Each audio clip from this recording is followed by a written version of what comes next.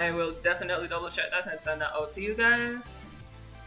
Um, and I think that's all the announcements I have for now. So let me stop talking your ear off and introduce you to our presenters or our panelists for today.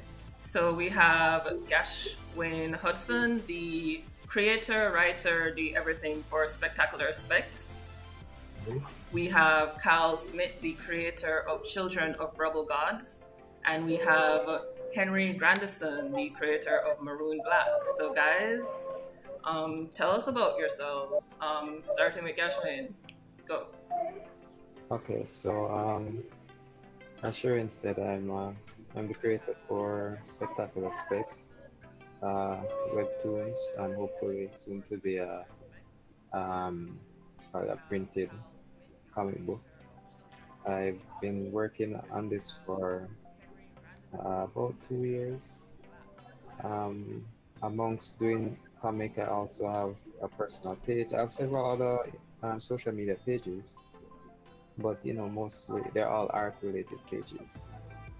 Um, I also work for animation studio in Jamaica, Kingston, called this in the Caribbean. Um, and yeah,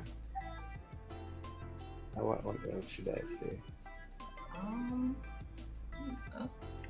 it's your time to show off, in a gosh. So I guess we'll find out more as the panel goes along. okay, so next up is you, Kyle. 1, 2, 3, go. I'm Kyle Smith. Currently, I reside in Canada, but I was raised in Jamaica, so went to school there and whatnot. I am a illustrative designer. For several years, I'm currently finishing up the edits of my comic book, which is going to print. It's called Children of Rebel Gods. I've been working on that for a little over 2 years, about 2.5 years, mainly because 2020 came around, so that wasn't fun. But so I had to pick up work elsewhere. But I do freelance work, and before last year, I was doing comic conventions across North America, selling prints, doing freelance work. I do some freelance work for some other people, some other comic illustrators, a couple from Jamaica actually. Some as colorist, some as an illustrator for inker. Other than that, I'm also putting together other stories as well that tie into the Children of Rebel Gods. That's basically it at the moment. I guess we'll go through some of that as well for people to see. I made sure there's some pages that are available for viewing and whatnot. And yeah, that's about it. Okay. All right, Henry, you're up next. Hi, my name is Henry Grandison. I'm the creator of Maroon Black, and I've been doing comics for probably about 20 years or so now. Not necessarily good all those 20 years, probably like in the later half of the so I kind of figure out what it is to make a comic look successfully. I do freelance illustration and also comic book illustration for various companies and government agencies as well. I also do live scribing. But that's pretty much it in terms of what I do as a comic book artist and so on. I've been working on Maroon Black, that's the first comic I started working on, and I haven't stopped. I've done about 15 revisions on Maroon Black over the years, and each time I try to see if I can improve it little by little, which is a very long and tedious process. But it's the thing that taught me everything I know about comics and what got me my first work. So it's kind of like my baby in a sense. So I just don't want to give up on Maroon Black. Currently now I'm adding colors to it because before it was a primarily black and white comic, because I wanted to print it and that was the cheapest way to kind of get it out. so I didn't do any colors. But now, with the advent of like digital publishing and so on, and like webtoons, I think it's viable to do it in color now. So I'm going through coloring all of the pages and uploading them and webtoons. Hopefully, um, it will probably get a better audience, a bigger audience on webtoons. But yeah, that's pretty much it when it comes to me. Okay.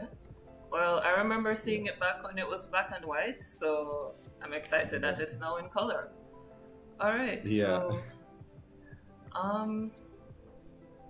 So let's see. I'm not quite sure what's going on here.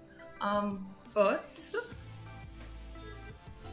I'm just going to pretend that didn't happen. All right. So, moving on to the meat of it, why everybody is here. What do you think of the comic industry in general, either in Jamaica or where you're from? Because Kyle, you're not on our end of the world, so like, how is it going for you, pre-COVID and in COVID? Like, how are you dealing with it? Pre-COVID, it was because I was putting together the comic and I was advertising it at the shows. People I've had a large interest across the board. It's also interesting that I'm one of the few Black artists at a convention here, like in Canada. There's a couple, but I think I can count them all on one hand. When I go to the States, it's a different story, of course. You know, and I make sure I make friends with all these guys. You know, immediately just to, you know, show support, and I buy what I can, and they do the same, because at the time I wasn't selling the book yet. I was selling print, so they'd buy some fan art, but they'd also buy like the original stuff specifically, because I do focus on Black fantasy and Black sci-fi and whatnot. So that's a big thing for me, the comic book side of it. In terms of buying comics, people still do buy quite a bit of paper. Like anything that's printed, people buy a lot of that. People do a lot of webtoon up here. There's a lot of there's a big anime community up here, so you see a lot of that. But when it came down to the comic itself, that I've been pushing along or peddling, you know, people generally interested, and they're actually looking. I've had quite a few pre-orders on it now. So it's just that was before COVID, and when COVID came around, everything came to a grinding halt on the comic, mainly because at that time I'd taken so much time and invested so much time into the comic book. I actually wasn't working full time anymore. I was only doing select jobs. Last year going on, that with the way the job situation was for everybody, I took on a lot more jobs. So the comic book came to a halt for about 8 months. So that wasn't fun. I was not happy about it, so it was a little bit disheartening. But I just finished a children's book. You'll see it in there's some children's book stuff with a girl with very large hair. She was one of the jobs I did in collaboration with somebody local here, and that helped, and doing some other jobs. So with that now done, I'm able to actually get back to the comic book, and I'm finishing up the edits now, because I actually finished coloring, because this comic book was written, drawn, and colored by me, so that was a bit of a task. I'm sure Henry and GASHWAYNE would know that. So yeah, the whole 9 yards of it. Yeah, when you know the whole 9 yards of it, you're kind of like, ooh, it's not a simple task, especially if you're still figuring out like how you want to do things. And this comic book is a little bit of me testing new methods and whatnot, because I've been drawing since I was a child, but you know, how to get something done and how to make it efficient. That's the biggest thing, making it efficient so that you can produce quicker and with the same quality. That's not necessarily easy. It's not. You know, that's kind of where that's at. So it's been interesting, and I mean, I'm actually, when the book is self-published, I'll make a big thing about it. But when it goes to print, because I have a printer already, I've done all my back all the background stuff. I've already sorted it out. I know who the printer is. I know how much it's gonna cost. I know how much it costs to get, even put plastics on it, cardboards behind it, because it's a 48-page comic book for the first one. So it's double the size of a normal standard comic book, because a standard comic book is about 24 pages.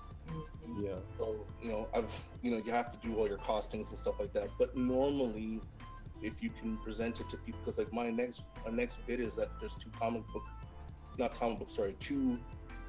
book stores that are in my province, which of course, as I said, I live in Canada, and I'm near the west. They're already interested in taking the book from me, so that's good. So that'll help with sales. But the main thing will be the shows, the conventions, because that's what I do.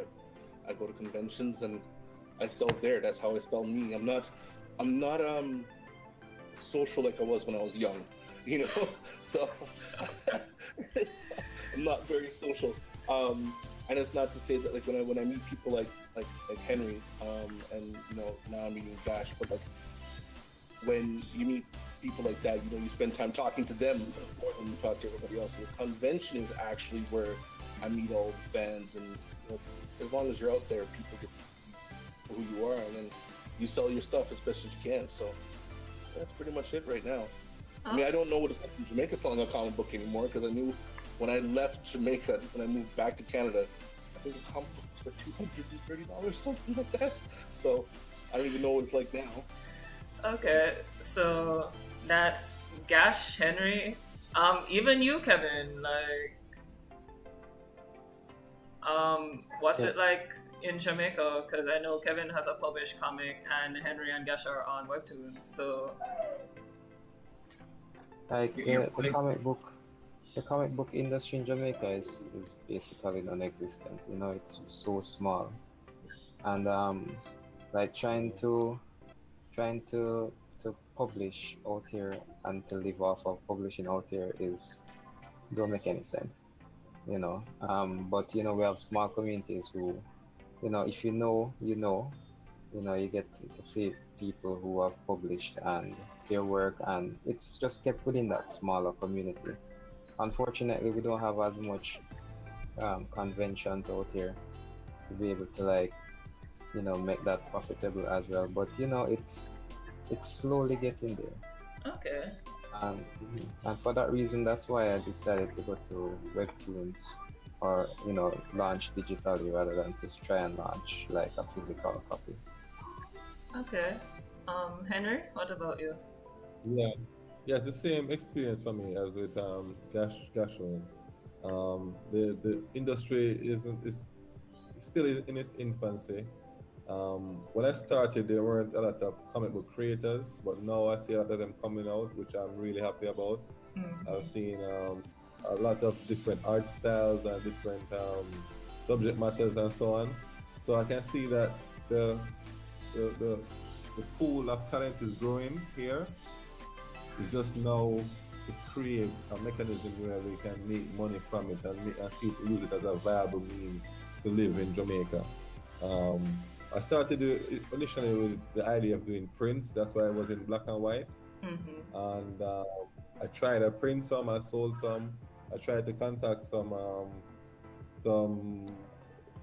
publishers and so on, but yeah, it was very difficult. Excuse, there's a chicken outside, so I apologize for that. It's okay. Anyone who grew up around chicken know they don't want to crow in the morning. Yeah, and I'm a countryman. I live in St. Mary, so there are a lot of animals all over the place. So if you hear any noise in the background, I apologize. Okay. Yeah, so then I decided to switch to digital because I saw that the webtoon industry was kind of growing as well, and I saw a lot of like interesting stuff being done on webtoons, and that's what kind of like inspired me to pursue digital, because it would eliminate the idea of printing the comic, so that would reduce the cost and the limitation of reach. Because what I want to do is to reach as a wide audience as possible, so they can see Jamaican story and Jamaican culture. That's what I want to achieve. Yeah. because at the moment it's very difficult to make money from it. So I just hope I can inspire people to create. So I put it out as best as I can, and I think that digitally, because the barrier of entry is so low that it's basically free. It's free, I guess. Um, that kind of motivated me to go digital. And webtoons, I had my own website for a bit, but after my wife passed away, I kind of honestly I was in like a real dark state, and I just didn't do anything, didn't do artwork or anything for years, and the website just died. Yeah, but now I have a little bit more motivation now, a little bit more zeal. So trying to remaster the pages. So I'm not only doing like coloring, I'm also like editing certain stuff and fixing issues that I had when I draw when I did the monthly web comic and re-uploading them. And I don't color often, so I'm pretty much like teaching myself how to color now. Yeah, because I can't really afford to get a colorist or a penciler or a letterer or so on. So I assume that GASHWAYNE and Casper understand. So you have to basically just teach yourself how to do every aspect of making comics. We are the colorists, we are the pencil. Yeah. Okay, so we have a question from Macaroni Jam on YouTube. Creating the story for your comic. What's your process on creating a good story to capture your audience while dropping in ideas that is consistent with the plot? So, who wants to take that? Nobody? Where do we start?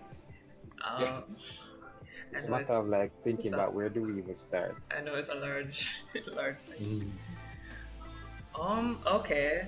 How about we start with getting new ideas, and then we move into taking it from idea to like script or story, depending on which route you go. All right, Kyle, you want to go? Yeah, sure. For the comic Children of Rebel Gods, I actually had an idea for, and I mean you'll learn about it. I wanted to create a Caribbean story.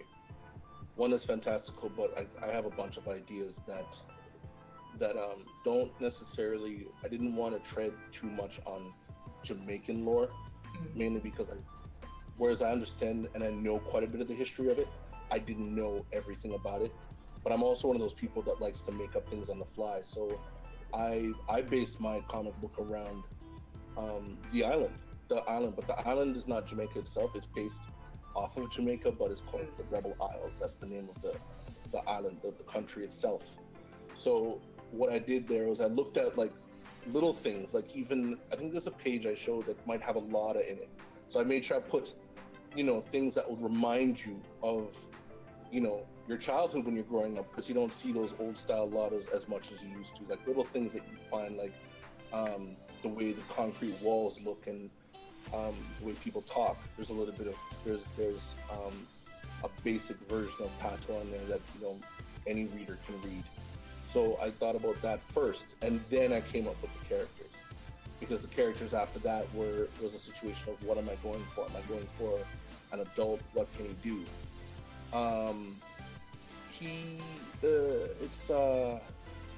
You have to think about where do you want to go? What's the problem? Like for instance, my comic book had started with the character Kamal. I wanted to give him a name that you don't really hear in comic books over here very often. It's not a name that pops up, It's all over Jamaica though. My cousins Kamal. I have a character that's named Dre. It's just there's certain things that you don't hear. I have a guy that's named Tingle and Mumble. These are names that you hear in the Caribbean, but you won't hear them over here. So people, they don't. I came up with those ideas first, come up with the names, and see what I wanted to do with them. For instance, Kamal, who's on the cover of the book. If you see the cover has a young gentleman holding the flag of the Rebel Isles. They're seeing it now.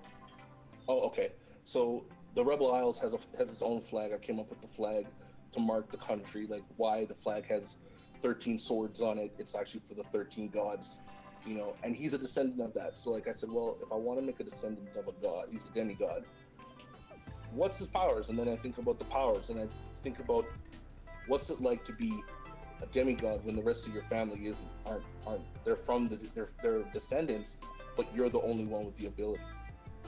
So I ask myself questions about where do I go from there? Like, and is everybody happy about it?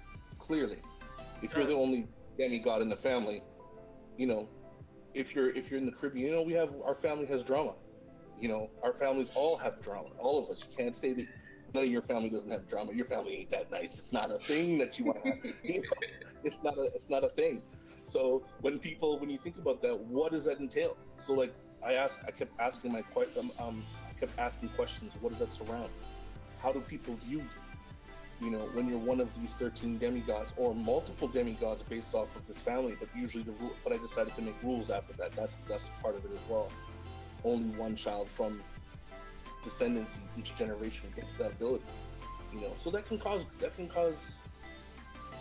the kind of backstory that you need to carry your story forward. You know, that's how I look at it. And then like, who's the big bad? Is there a big bad, or is there multiple big bads? You know, who's Kamal's friends? You know, do they help, or are they upset at him? You never know. Like, it's just so. That's how I built my story. I built it around a young man who's returning home. He hasn't been home, and you know, he's not returning home to a friendly landscape. You know, he's been away. So it's one of those things that, you know, you kind of have to build on, but you have to make sure that with each element that you add to your story, you know, doesn't fall in sync with what you're trying to pull off. So my whole concept for my comic book is that, you know, when he returns home, he's not welcome. You know, there are 12 other demigods that don't want him there. You know, and that's part of it. Like, why? What's the reason? Why do they not want him there? What's happening that shouldn't be happening? Or what did he do that he couldn't have done? You know. So that's kind of where my plot hole went. Not plot hole, but where I took the hole and I filled it up, and I'm like, this is what we're gonna do to make this work, right? So that's kind of how the story plays out. But in this story specifically, you get a little bit of a taste of what it was like as a child, growing up in that situation. You have some family members that love you dearly, and some that hate you just because you're you. So, and then that's how my story came about. That's how I built everything. Okay. All right. So, that being said, GASHWAYNE, I'm throwing questions your way, and I'm going to you, Henry. So, GASHWAYNE, I know September has like a power a day. So September is the main character of your comic, and she has a power a day, and she has her two friends. Similar to what Kyle just said, who are their friends? What's their main character? Who are they? What are they doing? So tell us about September in Spectacular Specs, and how did you come up with her story, and her concept? All right. So, you know, naturally, most of us who develop comics, we've been telling stories or we've been doing comics for ages, right? From probably as long as we can remember. And it's been the same with me. I was drawing comics since primary school. I remember I had a character called Funny Guy, and that was the main character for that story. Then I went to high school. I created another comic with a character called Karama, the Spirit Warrior. And after high school, I wanted to continue doing comics till I wrote a novel, I guess, that I eventually used to pitch to there's a team going to Kids Screen, and Kevin was also a part of that team. And upon going to Kids Screen in Miami, and talking to people there, we kind of got some more insight into, you know, what type of stories are most popular, and what we should be thinking about when creating a story, like try to make a global story. So after leaving there, I wanted to come up with a new story that I think would be globally appealing, but also incorporate my culture because I can only write on what I see or what's around me. Um, so that was where the idea came from. Where, what if you could have any power, but also what are some of the side effects of having powers? I kept thinking about the fact that you have, if Superman existed in our world today, what would be the physical challenges that we face? So if he lives in a world, and I think there was an episode that spoke about that where they were saying that Superman basically lives in a world where everything around him is cardboard, but he Mm-hmm. has to be so nimble in handling everything in his day-to-day life. But nobody really, or at least I haven't seen the story where they shine a spotlight on that aspect. Like, if he's typing on a keyboard, he has to deliberately try to press as lightly as he can, because if he doesn't, then that keyboard is just destroyed. Like literally, he opens that door. Unlike for some of us who have to struggle sometimes to do something, if he exerts too much power, it's destroyed. It's just simply destroyed. So he lives in that world where everything around him is so delicate. But I'm like, I'd Including love to people. see a story. Hmm? I was saying including people. Exactly. So what I was thinking is that I'd love to see a story from that perspective where, all these superheroes have to live on a day-to-day basis with these powers and not basically kill everybody. So with that in mind, I was thinking, all right, I'll take that aspect of it, but now I'd love to explore multiple powers, and that's where the storyline came, where she gets to experience one power each day, and what you really get to see is how she is able to handle the side effects of these powers, and like some of the repercussions of having these powers. Along with that is, a lot of the times we see the development of a hero where, let's say, they found out they could fly, and we start off with them before they could fly. They find out that they can fly, and then we jump to them being a hero. But what about the in between where you just discover this thing and you're flying, but you're in the sky, but you can't get down? Like, what about those challenges where you're trying to sit down, you're trying to hold yourself to the ground, but the thing that you're holding on to is lifting off with you? What about those struggles? You know? So that's where I wanted to really sculpt this story around her experiencing a power for the first time. How does she handle that power? What are some of the side effects? And on top of that, try to live a normal life, as a child. And that was the premise of Specs. I came back, I started working on the story, or the world development, character development. Um, as I said before, I wanted to infuse Jamaican like cultures. I wanted her to go to school. The uniform that she's wearing is my primary school uniform. A lot of Jamaicans will know that. Hmm? No, Oh, I'm a lot just of laughing. Jamaicans will know.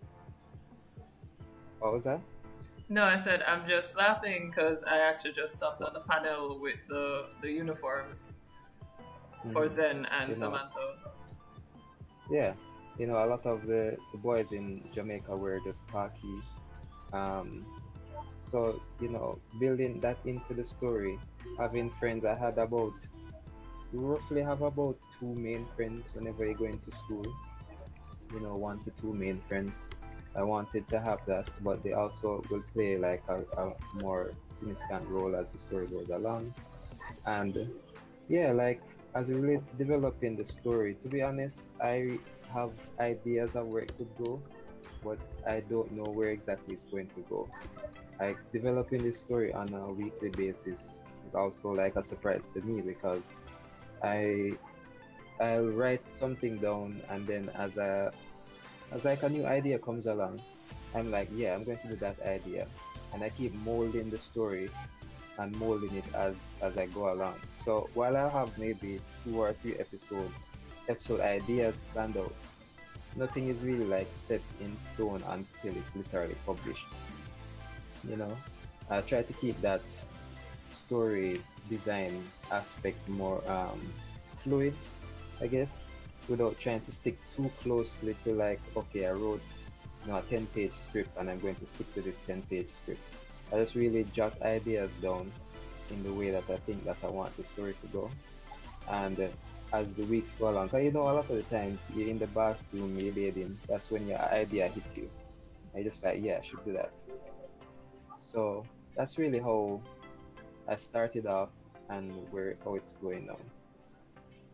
That's pretty cool. Okay. Yeah, very cool.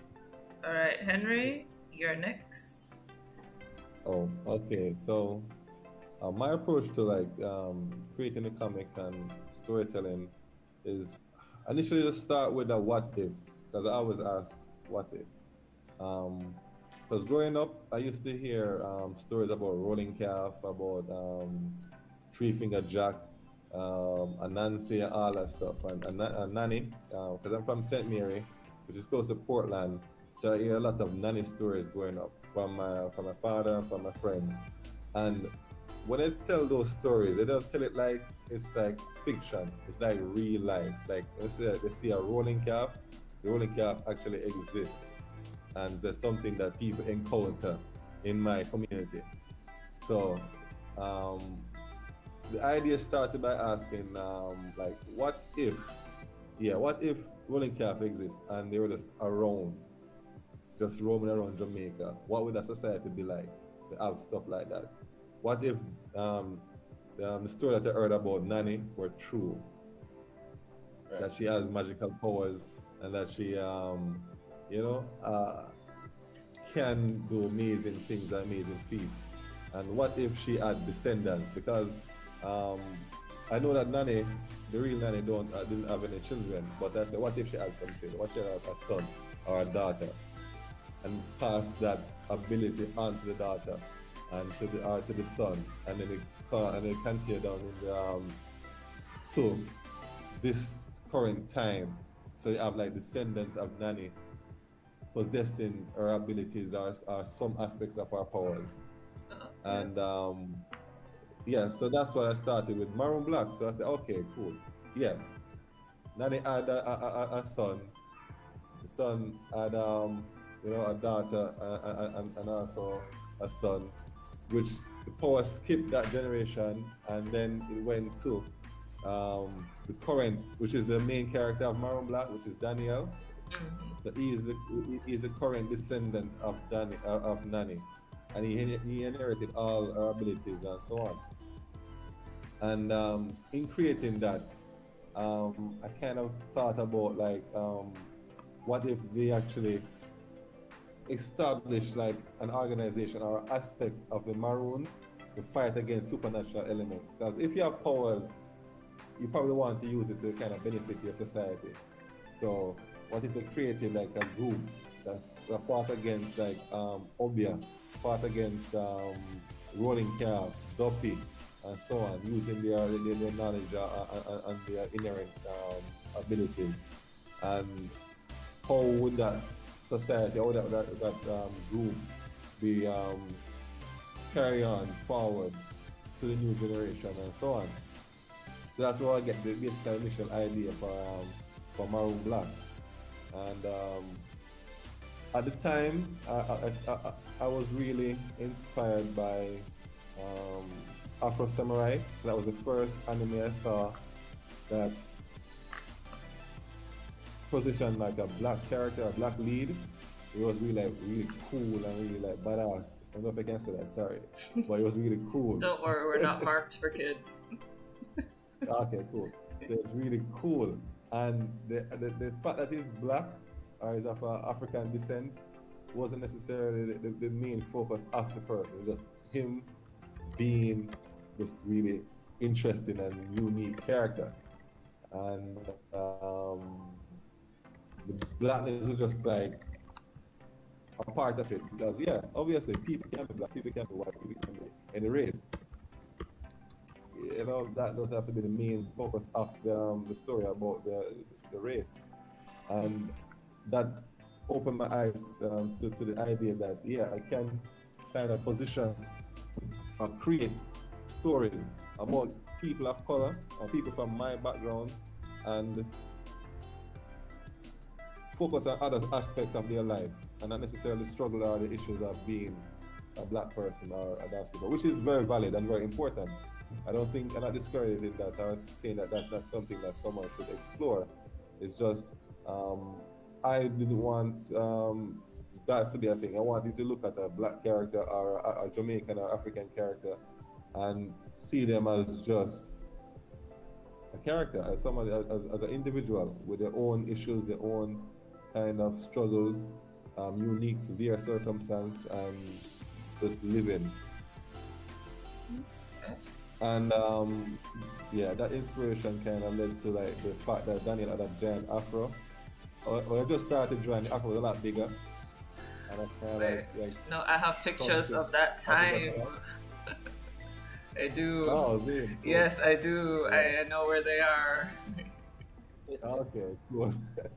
Yeah.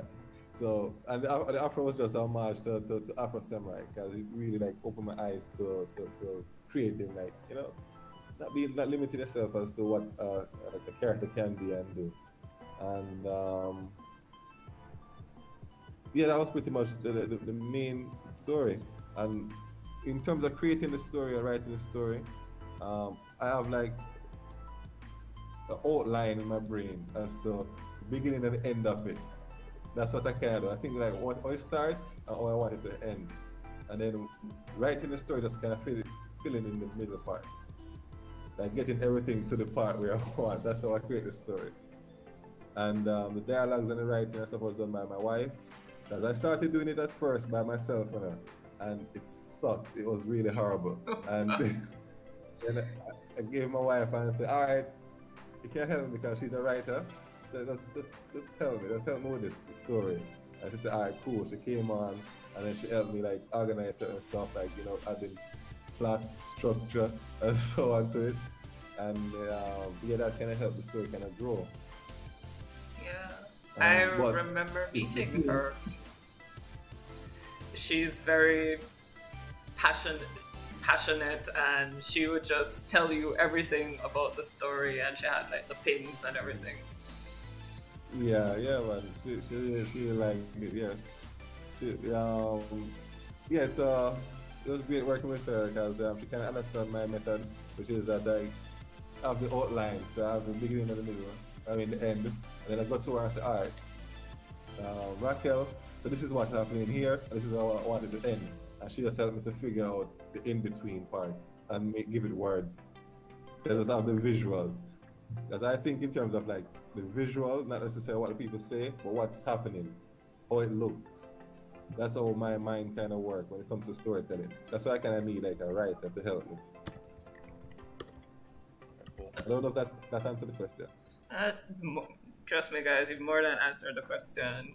I'm going to read you some interesting comments that we've gotten, and you can make your comments on them before we move to the next question.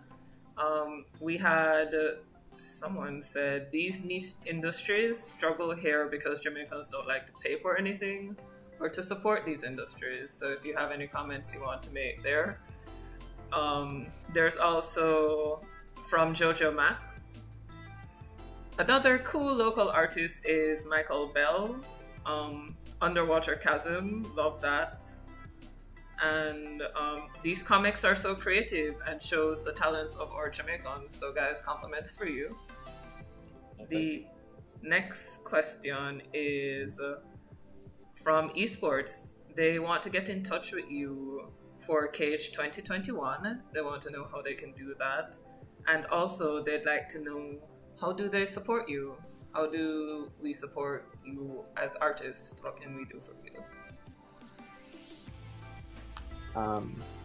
Alright, so well, for the first comment about the comics, I remember the first comic I bought was a Sonic comic, and that was it was $900 and some dollars. But at the time I was in school and I would have to save up lunch money to buy this one comic. And it's not easy to afford it when you're not making a lot of money. And a lot of the adults who are into comic, they're probably not going to spend the money to buy like Western comics. 'Cause a lot of us are also interested in like manga, Right. and it's like by the time you get an episode or a volume here in Jamaica, you've already read it 10 times online. So you're just like, why bother invest unless you really want the physical copy, like you love the thing so much that you want the physical copy. So there's a lot of factors that go into like why people wouldn't buy existing manga or existing comic, and because of that it makes it much more unlikely for them to buy local comics, because there isn't that buyer's mentality for comics out here. So maybe you'll just take some time to like force to publish more and have it being more marketed, and maybe subsidize so that kids who really want to see these things can own a copy of it. And for reaching out, you can reach out to me at on my Instagram. I also have a copy. So yeah, that's pretty much what I have to say for that. Okay. Anyone else, guys? How do they support you? How do they get in contact with you? You can follow. Yeah, you can follow me on Instagram. That's usually where I post a lot of the background illustrations and whatnot to the comic and to upcoming projects and so forth. My comic should be out shortly, because like I said, I'm in the middle of edits at the moment. There's some things I didn't like about some of the pages. I was like, nah, we're gonna take those out and put some new stuff in there, especially with some of the backgrounds. So for me, it might be a little bit more difficult for people in Jamaica to get it, because by the time you ship and go through the duty process, it might be more expensive for you to do that, and I wouldn't suggest that. No. Wait. We have Ship Me and Rocket Ship now. That's so right. You guys have that. That's right. Nobody has to go down to customs. At least, Right. assuming it's I think below a certain weight. Yeah, for instance, like I know the comic will reach not envelope weight, but like small parcel weight, so it won't be too much. But I know that once that's done, I'll put it out on Instagram what it's gonna be and put links out to it. But following on Instagram for the follows, and if you want to engage and talk, that's perfectly fine.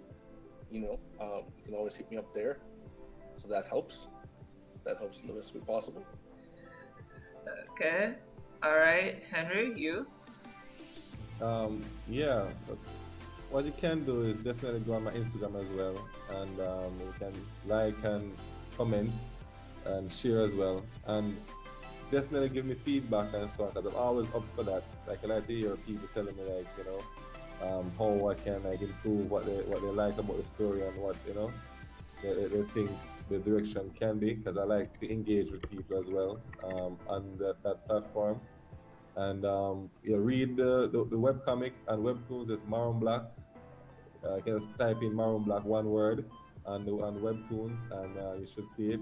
And it's Maroon Black Official on Instagram. And I'm primarily on Instagram when it comes to like marketing and talking about the comics, and all my new pages and stuff are on there. And I will be having like merch and stuff like available, so when that's all, you can always buy my merch and so on. But yeah, pretty much just spreading the word will be the biggest thing to help to get it out there, to get people aware of what Maroon Black is and really can access it. That'll be like the main thing. Yes, buy these nice t-shirts that I'm seeing on your Instagram. Yeah. Okay. Alrighty then. Let's see what's next on this long list of questions I have for you. You guys are popular. Here's another question. Have you ever been apprehensive about doing comics for a living? Did you always know you would do comics? And this one is also specific to you, Gashwayne. Another question. How do you come up with a power for every issue? Do you worry about running out of power ideas? So that's it, guys. Take it away. It's all yours. All right. So initially, as I said before, I've always made comics when I was younger. So I've always wanted to be a comic book artist and an animator. Mostly animator, but as you know, the industry here is very small. So that never really seemed like it was going to be working out.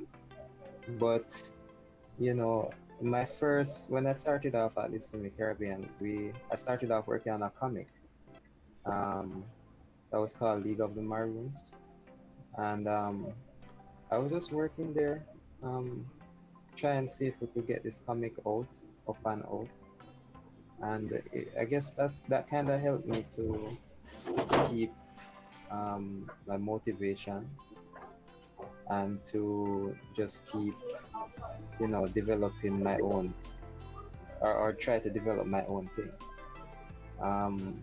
Yeah. And how do I come up with a poll for every episode? Well, so far it's how the episodes work out on Webtoons. One episode or of one poll is going to span several episodes, so it will technically be one book. But like it's not very hard to come up with powers. What's really difficult is like how do you portray it, and thinking about all the logistics, or thinking of it in a realistic way. As I was mentioning before, like, you know, think about something that Superman would do, that you would do, that any human being would do, you know. But now think about having powers and doing that thing, you know. So it's really not so much about coming up with the powers, but coming up with how you use it, how you interact with everyday life with this thing, with this power. Hopefully that answers the question. Kyle, what about you? Have you ever felt apprehensive about doing comics? Or did you always know that you were going to be, you know, comic artists? No, I incidentally, I might be more late to the game than the other two gentlemen. I drew stuff. I drew stuff a lot. I started out drawing cars. I've always done cars, people. I liked copying Spider-Man. Spider-Man, Ghost Rider, and Wolverine and Hulk were my jams when I was young. But I actually didn't dive into comics until late in high school, and then I went to college and went into advertising. So I'm more late to the game than say Henry. I was watching Henry make his comic, and I didn't know Spectaculars. I didn't know Gash. I was following him on Instagram and didn't even realize, like, I was seeing his stuff and didn't realize that I didn't make the connection until today, like face to the stuff, but to his stuff. But the thing about it was is that I actually didn't start comics until, well, working on it till about 2009.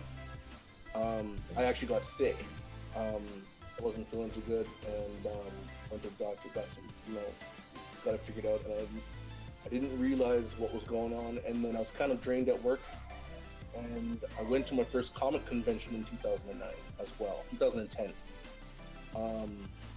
So I'd been in advertising and just hadn't drawn as much, and when I went to the comic convention, I saw everything at hand, and I was meeting artists and I was talking to people. It kind of hit me like somebody just slapped me upside the head with a brick wall and just said, "Here, you need to do that." So that'll make you happy. That'll make you happy compared to what you're doing now. And it's not to say that I don't like doing advertising, but it's not where my heart was. You know, my heart was kind of going the other direction. I was like, "Kyle, you need to draw again." So from 2010 till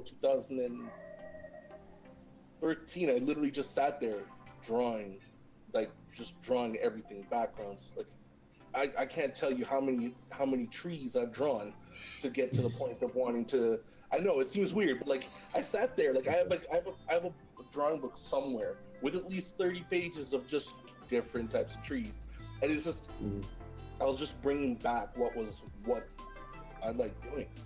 So like my posts on Instagram probably didn't start till about 2012.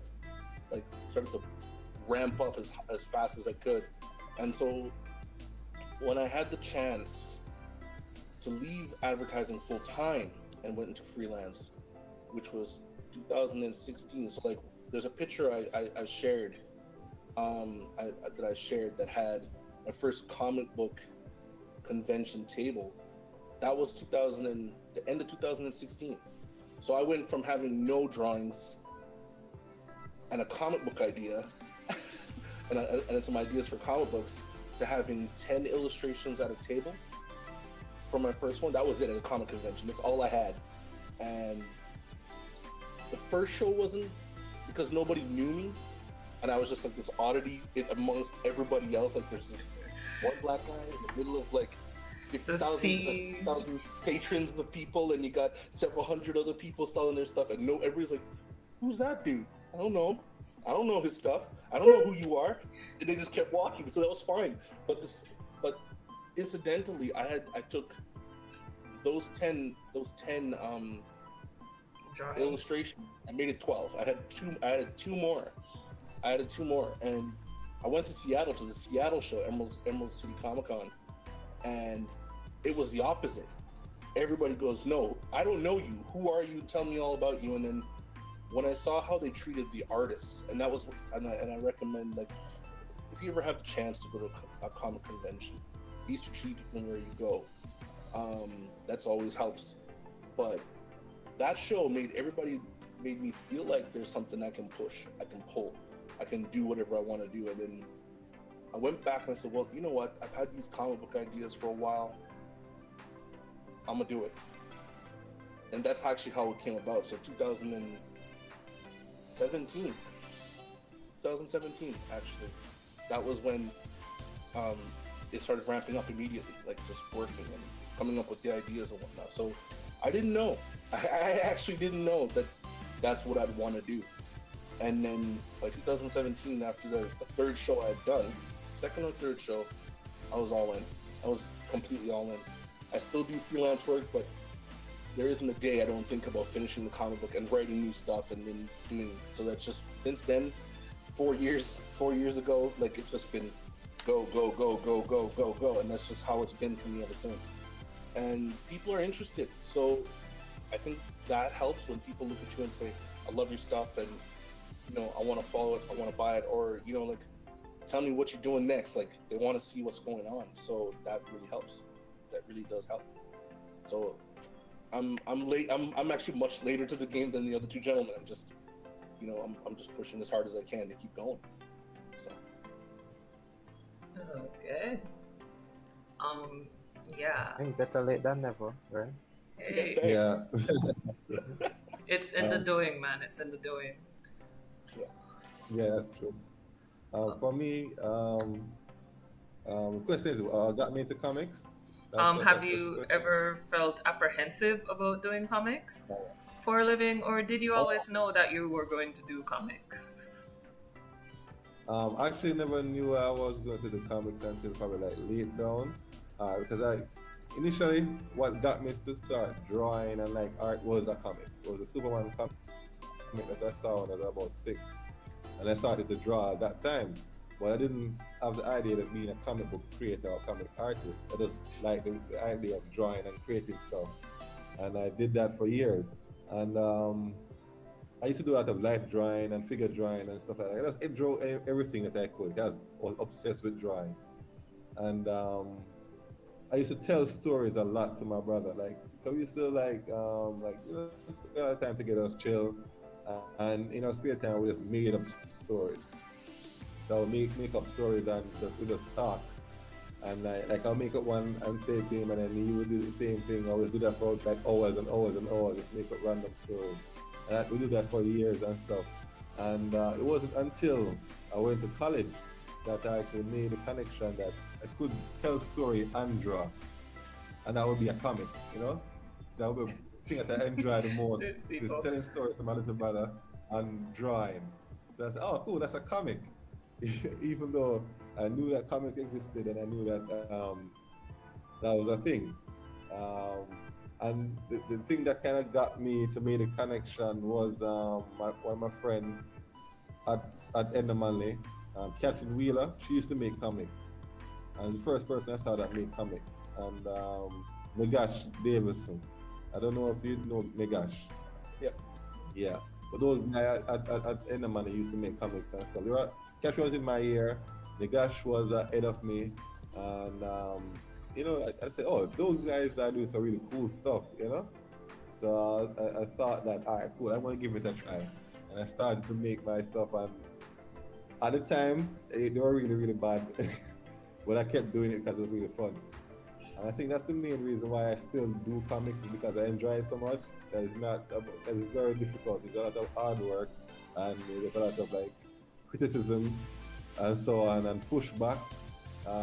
Especially in St. Mary, where I'm from, people don't understand what a comic is, and they don't see how you can make money from it. So there's a lot of discouragement, like saying, "Hey, just don't do that. Find something else to do. You know, get a real job." You know? But yeah, yeah, but Yeah, I'll continue. That's the international story of the artist right there. yeah. The discouragement, but you pushed through. I wanted, What yeah, is that, Gash? I wanted to just add that make it with the question that says how did you live in? It might be a little deceiving. I wouldn't say I'm necessarily making a living off of comic, because I do other things as well. In fact, I don't make any money from comics right now. Like from my personal comic, it has potential, but I'm not like selling books or ad revenue or anything like that. But it has a potential for that. But if you really want to do it, you have to just find a way to survive and do it until you're able to just do it and survive. So Yeah. yeah. Okay. That's very true. That actually gives me a beautiful segue into the next question. How do you maintain consistency with your comic? Do you like to develop the art of your comic as you go? That's a good question, especially since many of us work and we do what we want to do until we can do it full time. So how do you manage your time and maintain consistency? I'd say that it's never consistent. Like, do not be fooled. Your comic will not be consistent. Reason being, you when you start doing, and I mean, starting when I started doing comics, I have mad respect for people who do comics now, because I'm just like, damn, this is a lot of work. But like, Yeah. you're putting in so much work when you start off drawing, where you're going to be at 10 episodes in or 20 episodes in, your art skills are naturally going to improve. So, from episode 1 to episode 10, you're going to see a difference in consistency, even though it's going to be gradual. Yeah. And as I said, there is no consistency. There's no quote unquote consistency. There's just the appearance that there is consistency, because you know what the characters are. And I'll tell you a secret that my characters do change from episode to episode. There's tiny things that I tweak about them. Sometimes there's something I draw, and I like how it looks, and it's not quite on model, but I'm just like, I like that. I'm going to keep that now, and that's just it. The character has now changed, So imagine doing those minor tweaks episode after. Not saying that it happens for every episode, but like here and there it happens. So if you look back at episode 1, you'll see a character that has a particular hairstyle, and in episode 10 you'll know if you notice, you realize, oh wait, there's a slight more edge to this here, to the hair, or something like that. So, like a lot of times you might think, and that this is what happened to me for a long time. I thought, alright, I can't do a comic book yet because I'm not good enough yet. When I get better, then I'll start my comic. Cause I don't want to start the comic and it looks like crap, and then nobody will like it. So let me just try keep working. No, just start. You'll eventually get more and more quote unquote consistent as you go along. But it's not something to worry about. Yeah, absolutely. Yeah. I agree with you on that. Your art style is going to evolve. It's just what it is. It's one of the reasons why I said like I had a drawing book with just trees. I wanted to see what tree worked and whatnot. It doesn't mean that the tree that I love the most in that book is what I stick with. It just means that was my jump off point, because stuff has evolved. That's why I'm in edits at the moment. There's things that I look back on and I'm like, the characters look great, but this doesn't look good in it. I need to remove that and add new bits in. And you don't have to do that. I'm a firm believer in, if you're gonna start it, finish it, right? Because if you keep going back too many times, you're never gonna finish. There's that. But at the same time, with the consistency part of it, you're not gonna be consistent until you've had enough time to have built on that. What Gash was saying, I absolutely agree with. There's going to be little tweaks here and there. I've been building on how to make not American style comic books, and I don't want to copy manga, for instance. So I've been doing little things to make my art stand out in a way where when you look at it, you can't define it as American or as manga. You can go, well, what style of artwork is it? And my goal is that it's Afro art. It's an Afro illustration situation. Like I have part of the comics that I'm coming with, part of the stories that I'm writing that are coming in after this one. There's little things, even with just the eyelashes. The males have eyelashes that always fall down, whereas the females' eyelashes always go up. These are little things that I'm adding in, but it doesn't mean that it's not going to change over time. But at the moment, like I said, find your jump off point and just go. You will change. Gash is not wrong at all. He's absolutely right. It's gonna change. Don't fight it. Huh? Don't fight the change. Don't fight the change. Keep going, because if you find it and it's better, work with better. People will see it, and I think the biggest thing that people sometimes forget, people appreciate when they see you grow. Yes, they do. Really do. They really do. Because if you saw my stuff from 2016 compared to now, I'm kind of like, some of it I kind of go, ugh, this is, and there's some stuff that I go, nah, that still looks good. That still looks good. And there's some of it's just like, ooh, that's hot dookie. That ain't gonna work. I ain't. And somebody will say they love it. I'm like, oh, that's great. I love it. I'm glad you love it. And I'm like, it's just horrible. But it's wait. Yeah, Got but you. you know what? Though? If people see you grow, they'll follow your journey. They always will. There we go. So. I couldn't find 2016. I got up to 2018. Oh no! The pictures I sent. There's a picture I sent with back then. If you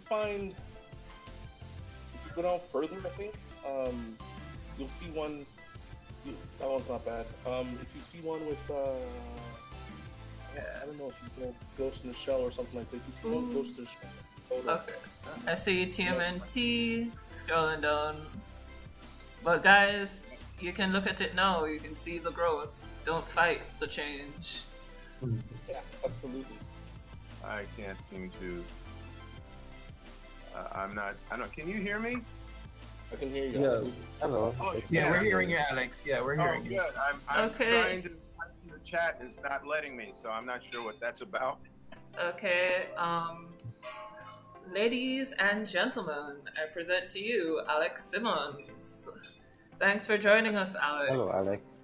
Thank you for having me. Thank you very much. Hi, Alex. How is everyone? We're doing good. I'm great. Good. Yeah. Excellent. So I see Kyle, and Shireen. Is that proper? Yep, that's proper. Right. And then Gashwood? GASHWAYNE Huds. Gashwood? Yeah, GASHWAYNE Hudson, And but short Henry. for Gashwood. Those are the names I see. Yeah. Yeah, Henry. Hi. Can you actually see me? No, we cannot No, see no. you just yet, I'm Alex. not sure what that's about. My webcam does not appear to be off. Let's see. Let's see what happens. I'll try this. No, it looks like it's sharing. I've got a green light. Oh, no, we Oh, can there see we you go. now. Oh yeah. Now, aren't you sorry about that? Okay, guys, so Alex had a previous engagement that clashed with the 1 o'clock start, so he did tell us that he was coming around 2. So, ladies and gentlemen, I present to you again Alex Simmons. Thank you.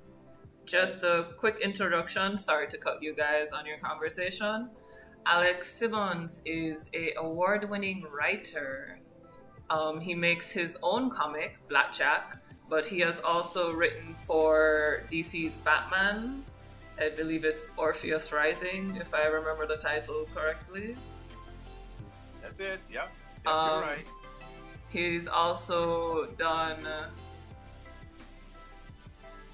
coming this month actually, Black Panther Tales of Wakanda. And let's see what else. And Archie Comics for those Oh, of us yes, old enough and- to know Archie Comics. Hey, I'm not that young. Archie, Scooby, Batman, Tarzan, Sherlock Holmes, and a Love few other Sherlock. things. My own property, Blackjack. Yeah, so this is Alex is a writer and now he's in comics. So guys, our latest panelist, Alex Simmons. So I'm actually gonna ask you the question so you can join in with Gash and Kyle and Henry and all of them.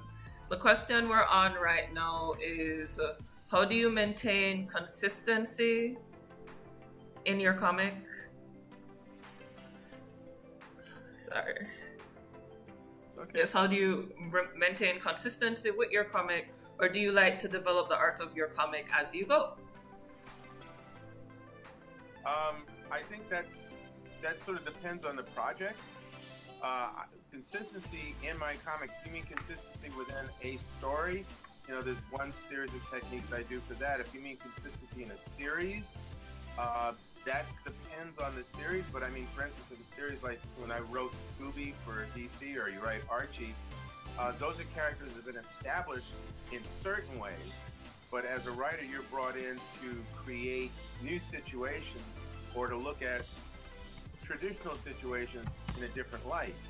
So for instance, with Archie, I kept the characters fairly familiar to their audience, but I did one where there was, at the time, I brought in President Obama and the ex-president candidate, Sarah Palin.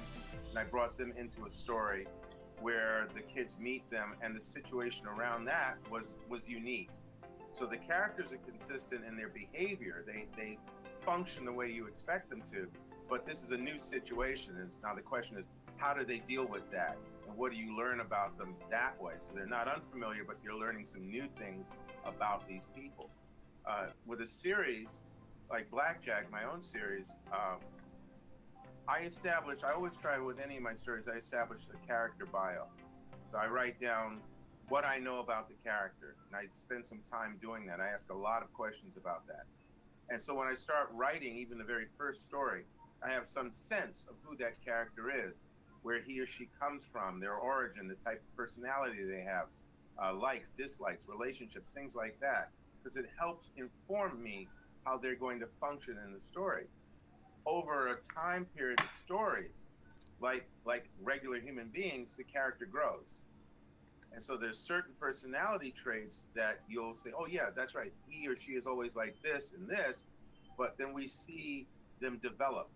We see them have these experiences and learn something or change or grow, and they're different by the end of that particular journey. Sometimes the end of that story, or if it's a story arc that you're dealing with over multiple issues, you've seen them grow over that time period. So consistency to me is, don't suddenly make the characters something they never were, but it is about letting them develop and become more of who they are, just like humans discover more of who they are as we discover more about them. Okay. That's similar to what Gashwayne and Kyle said earlier in the meeting when we were on the topic of developing your characters and how do you come up with your characters. So, guys, they're not making this stuff up, they're speaking from experience. Listen to them. For sure. Okay, so we have this question is from Duppy. What would happen if your comic had a similar premise to another person's comic? I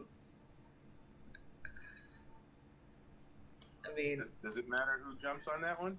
No, it doesn't. Go. Okay. The theory is there's only 7 plots in the universe. Okay, that every story is some variation of those plots, and so obviously there are going to be times when something you do is similar to something that other people have seen. You know, 2 people being in love, and their families are against that. Well, okay, Romeo and Juliet and beyond. But what my belief is, and what I sort of try to honor, is each writer is different. You have 4 of us sitting here, in terms of the ones I've been introduced to, and you could give us the same plot, and we're going to approach it differently based on our art styles, our storytelling abilities, our life and viewpoints, our belief systems, the things that we connect to. So I think what writers need to do and what artists tend to do is brings who they are to the table. And that sort of is a starting point for making it different than maybe the 37 other versions that have come before. After that, then you look at the actual story that you're creating, and if you're seeing blatant, copying problems, you start to remove them. But you filter them in a way, like a lot of people, they want to do something about a super strong individual. Okay, fine. How did they get that way? What do they do with that strength? How does that affect their lives? Is it from a humorous standpoint? How would you act if you were that way? And filter some of that in there. So there's different techniques that you explore to take your plot away from looking like someone else's work. And that means you do the work. And that goes back, I think, to what everyone else has already said about doing some character development. Because it is a different character, even if they have similar powers or abilities. Okay. Any other points you guys want to add? I feel like, I was just saying that I feel like that's a worry for most of us who develop stories, that while we're developing the story or while we're publishing the story, somebody else is going to come out with the same, exact story, and you're going to just be like, wow, there's going to be a clash now but like, as Alex said, it's really like, if you're authentic to yourself, then you will create the story that is unique, even if it has a similar concept. Like, your perspective on that story is going to be different, once you're trying to write it from your perspective, and I've seen this show that came out on HBO called Power with Jamie Foxx, and it was like, the guy, they take these pills, and the pills give them some random power thing, something like that. And I was thinking, wow, that's so similar to my concept, but at the end of the day, the characters are different, and the plot lines are different. So yeah. It's funny, there was also a TV series on, I don't know, maybe 3 years ago, again, about a pill that people could take, and it heightened their intelligence and all of that. And Limitless. Limitless. Excuse me? Yeah, Limitless. Yeah, Limitless. Yeah. So, I mean, again, the premise, like you're saying, the premise is there, but it's different characters. So, yeah, I think you're right. I think also it comes down to the message that the writer is trying to explore or share with the audience, too. That's another thing that differentiates one story from another. What am I trying to say with my story? Okay.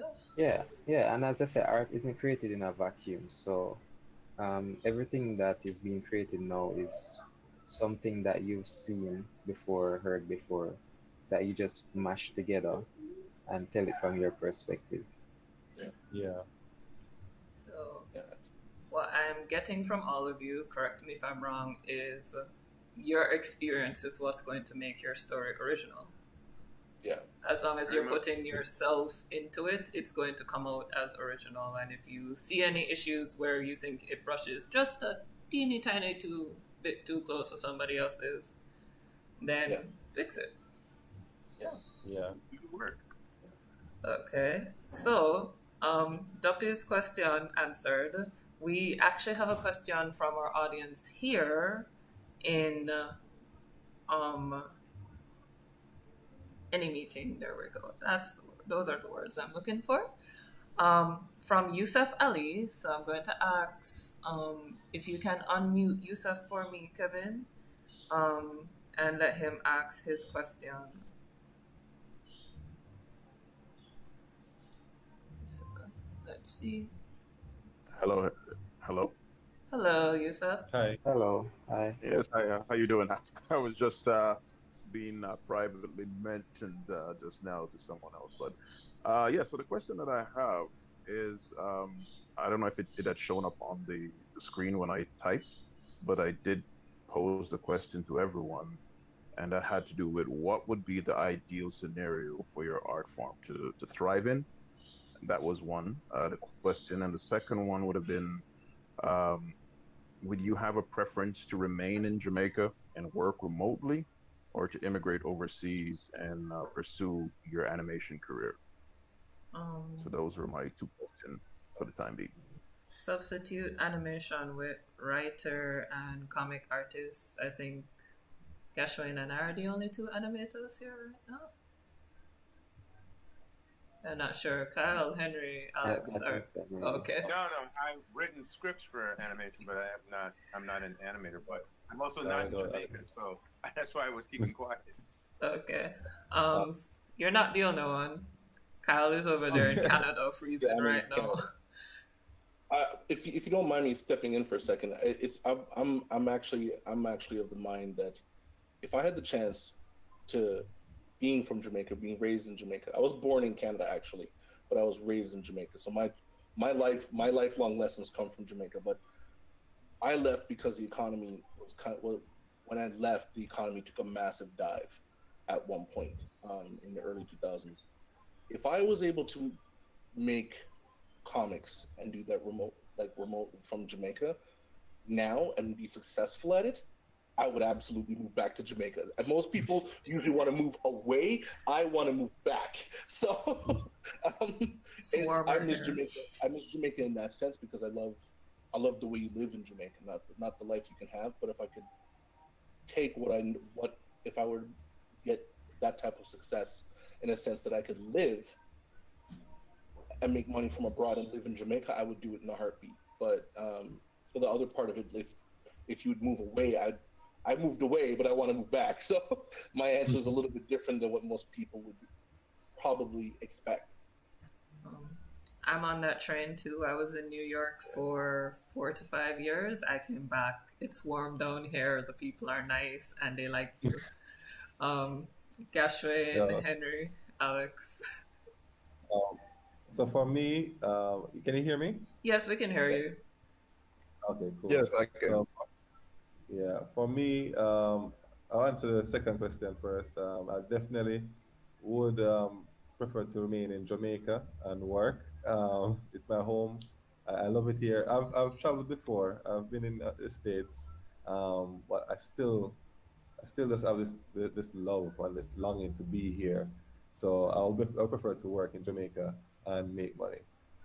In terms of the first one, as what would be the ideal situation for us, I think just having like an infrastructure and also a distribution method for comics in Jamaica will be very, very important because once we create the comics, not we don't have a means of getting it to the public as easily. No, we can do it online, but as you probably realize, a lot of Jamaicans don't have access to really good internet or really or even access to like credit cards and so on, especially the demographic that we target as in kids.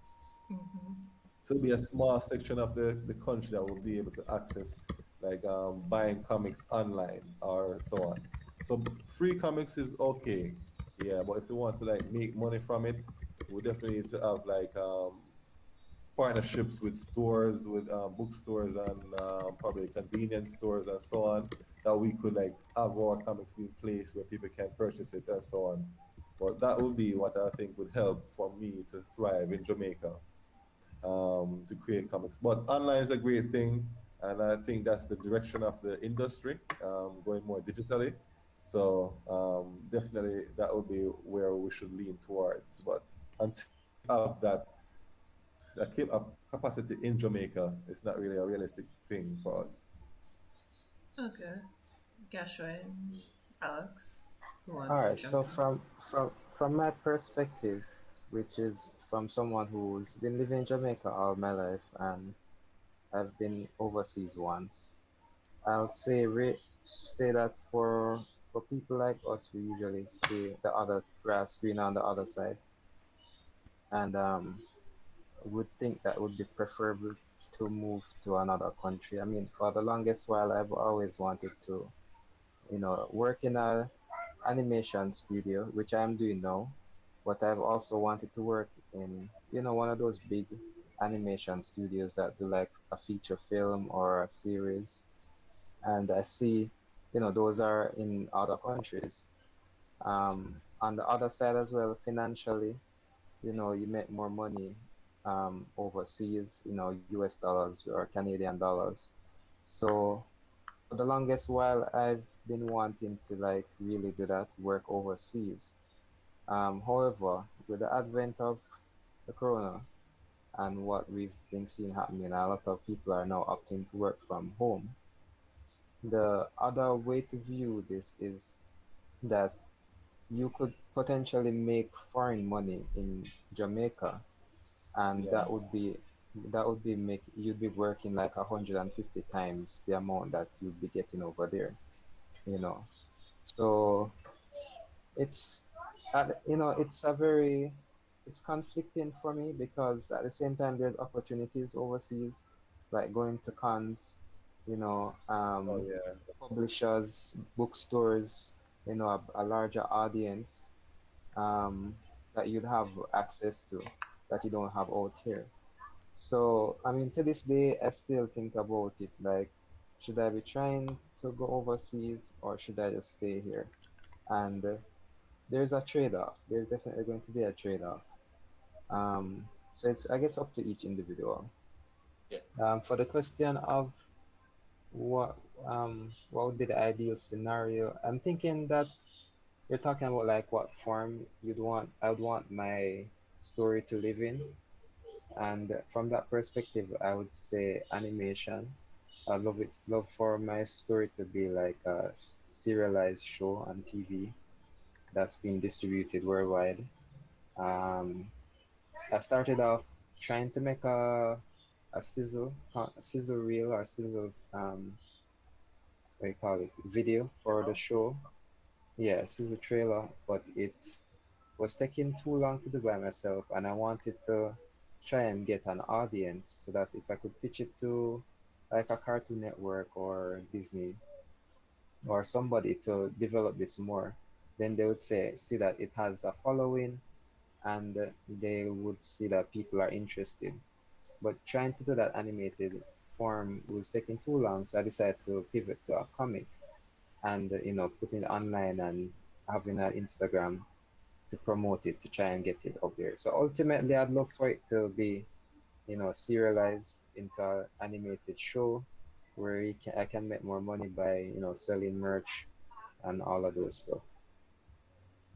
So Um, that's. sorry. Mhm. I would say that I agree with you. There's a lot of trade-off involved. I was born and raised in the United States, and I'm still here, but I have had the benefit of traveling quite a bit to other countries, as well as traveling around the United States, and both for work purposes, pardon me, and for speaking engagements. And I think that it works for us in certain ways to get out and to spread the word, spread the love, if you will, because I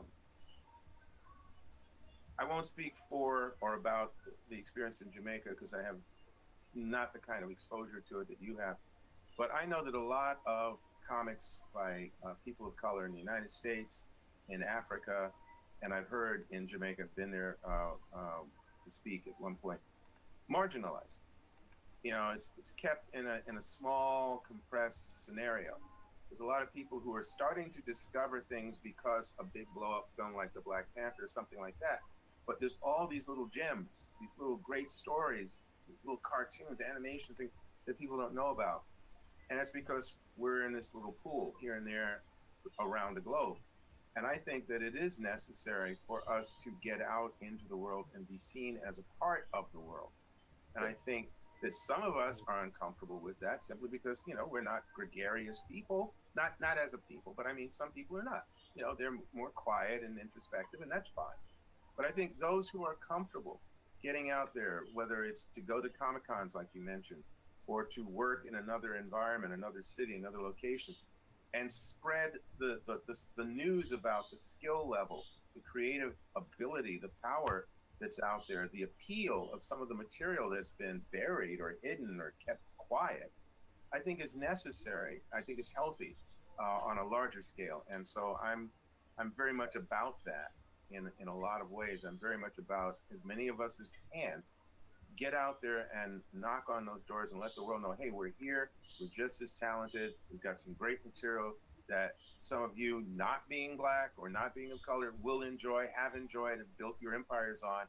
And so I think that that's necessary for some of us to do that. I think that it's also great if you can work from a place that you love.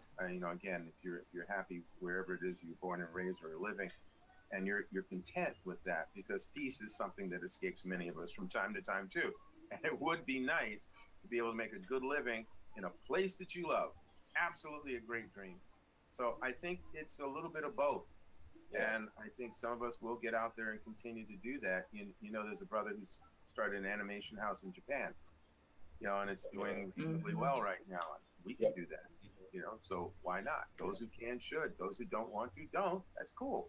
Do your thing wherever you are, do it well. As to my favorite medium or house, as you put it, for our stories to live in, I like that phrase. I guess I've been a multimedia kid most of my life, and as you can see, it's been a while. I grew up watching television. I grew up going to the movies. I grew up reading comics. I've written plays. I've written novels. I've written children's books. I've written comics. I've also written editorial pieces and interview pieces in a number of different types of publication over the years. And so I guess I would call myself a storyteller, which means whatever medium best suits the story I'm telling, that's what I want to see. And ultimately, I want to see it succeed. That's kind of like the top of the goal. If it's in a comic book, I want it to be a great comic. I want people to really enjoy it. If it's an animated piece, I want people to enjoy it. If it's an instructional piece, I want people to get something out of it and move on with it. And right now I have something that's under consideration for the possibility of an animated series in LA. So, you know, we knock on something hard and hope for the best. But the reality is it's been living, as my character Blackjack, it's been living as a book and a graphic novel for years. Would I like to see it on film? Absolutely. Will I fall apart if it never makes it to that? No. Okay. All right. So on the topic of Blackjack, this is not the first time. Yeah. On topic of Blackjack. So Alex actually did a Blacks in Comics workshop back in 2013 with Jann, and our former president Kevin Jackson actually bought the Blackjack comic, one of the only 3 signed copies that you gave away. So Kevin, wow. Come on. Yeah, we're gonna show you what Blackjack looks like right now from all the way back then. Can you see me? I can, but maybe I'm trying to turn the camera on. You see? Wow. Oh, wait, Uh, there we go, there we go. Okay, so There yeah, you so, and it's signed, as you can see. Yeah. Alex signed it. Yeah, So that's so one of them, we got you. 2, 3. And as you can see, they're still in mint condition. These are Oh, wow. gold as far as I'm concerned, so they do not come off the shelf. Yeah, so But yeah, this was back in 2013. Quite a few people bought. They lined up. I think Alex was even surprised at how many people bought. He ran out, of while comics. he was selling them.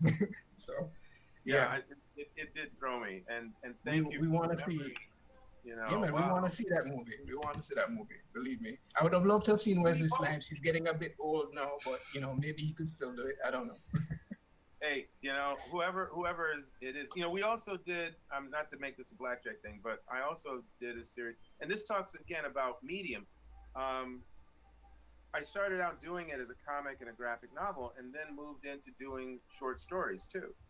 So, and actually, I can do, since Kevin did it, I guess I can do it too. So this is a collection of short stories, right? No pictures, oh wow. words, right? And there's a number of these out now because, as you guys know, some of you are triple threats. You can write, draw, animate, that's all cool. Some of us can only write. I can sketch, I can do cartoons, but no, I'm not going to sell myself as an illustrator.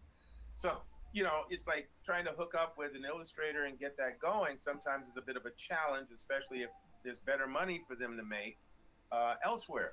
So yeah, I started doing these a few years ago, and so these are out. And I even just did last year. This is a not for sale model, but his sister. He has an older sister, and she has her own adventures in the U.S. in the South. Okay. And Okay. I'd always wanted to do stories about her, and I'd originally planned to do them as comics. And then after a while, I said, I've been sitting on these too long.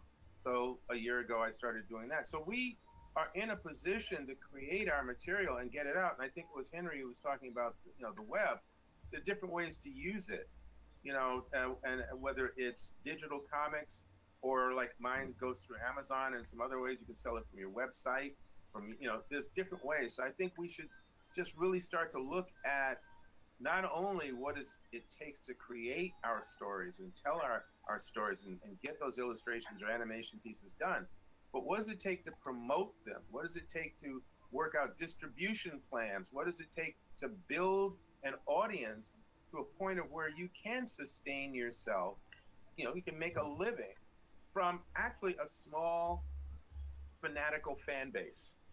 Because if you think about, whatever you might be selling, if you have 1,000 to 5,000 people buying something of yours at a reasonable rate, maybe that's your income. Maybe you don't need to be making, you don't need the overhead of a huge building to take care of you. You're making a good salary from selling your own material. And there's a number of guys in the comics who did that for years. The guy who, Jeff Smith, who created Bones, made quite a living from doing a black and white independently produced book. Yeah. He made such a living from it that finally, I think it was maybe 5 years ago, I might be wrong, might be longer, the Scholastic bought the licensing rights to produce his comics as graphic novels. So now he's making more money on top of something he'd already made some money on. So I think it's really about us doing the business end of it as well as the creative end, and really starting to see that we have, deserve, and can earn a bigger place in the sun. Absolutely. Yeah, that's true. Okay. So I have some unfortunate news. Unfortunately, we will not be joined by Danielle BLAIZE today. Someone close to her has passed away, and so she will not be joining us today. So for those of you who are waiting for Danielle, she will not be joining us. I apologize for that. If you can, could you pass on my thoughts? Yes, I most certainly will. So sorry to bring down the mood just a little bit, but I just thought that I should mention that since it's getting to 2:30 and people are messaging me, where's Daniel? Where's Daniel? So, to go back to where we were, sorry to interrupt you guys. There are more questions. Um, do you know what they'll develop into and grow into from the beginning of your comic? Um, I can sort of guess what the default answer is for that, but go right ahead, guys. Do you know what your comics are going to develop into and grow into, or what you hope they will grow into when you first get the idea? Well, I think that's two different questions. Do we know what they'll grow into? Or sorry, No. yeah, it says, do you know what We they'll hope- develop and grow into from the beginning? we And that's a hope them question grow from into- Robert Reed. Yeah, you know, like what do we know? I don't think anybody knows. But what we hope, you know, is pretty much limitless. Like whatever the greatest comic book or story is now. That's just my short answer for that. That's true. I was actually going to say that like I'm a little bit different. I write for short stories in the sense that I want a beginning and an end, and I hope to complete that so that people can enjoy the story. I don't have an intention to write 100 comics. I want to write one short story, maybe 13 episodes or 8 episodes, and then that's it, and then move on to the next one. So for me, it's just like telling multiple stories. I have hundreds of ideas, and I can't put them all in one comic, like in one story. So I'd like to build, complete, move on to the next one, and continue building new stories again. So it is a bit limitless, like what Gash was saying, but it's just for me. I like to tell mine in short bursts, and then move on to the next one. I don't. That might be the graphic designer in me as well. I don't want to look at a job too long. You know, I don't want to look at that too long. I want to go, okay, that's done. Let's move on to the next one. Let's keep going. Yeah. So that's my answer for that. But then you're building a large body of work, which is a different thing. And at some point down the line, it could mount up to even more than his anticipation. Yes, you're right. I guess a really good example of this would probably be what happened to Pokemon. If you guys remember how that expanded. Yeah. So, that is their business model. They do one specific season about this specific place, and they just keep going. Same world, but different stuff. Yeah, I don't know if anybody saw the recent video that they put out, 25 years of Pokemon, and my God, they have everything. Yeah, I think the tagline for that was "Remember when your parents said it was just a fad." So they're quite aware. They're quite aware. That's amazing. My kids had 400 cards collected in the sleeves and the notebook and everything, and they thought that was a lot. And then we found out that there was actually already 3,000 characters. Yeah, at the time they were collecting the 400, because in the United States we only knew about maybe 500 or so. But in Japan, they had been at it for a while, so it's like, it's a bigger They've been deal. going. Mom and Dad dig out the wallet, it's crazy. Okay. So I I'm gonna would like to throw this quickly to your question. I'll be very quick. I don't usually know exactly how things are going to happen. I know what I work towards. So I work towards it being a good story. I work towards it being satisfying and all of that, and I hope that people will enjoy it. And then I'll just say quickly with Blackjack, one of the things that was said to me in the early days when I was trying to pitch the project was that it had a limited audience because it would only appeal to blacks in like the urban neighborhoods. And I didn't buy into that. I felt, no, it's going to be more than that. I didn't think it would be global. I just knew, no, it's not just.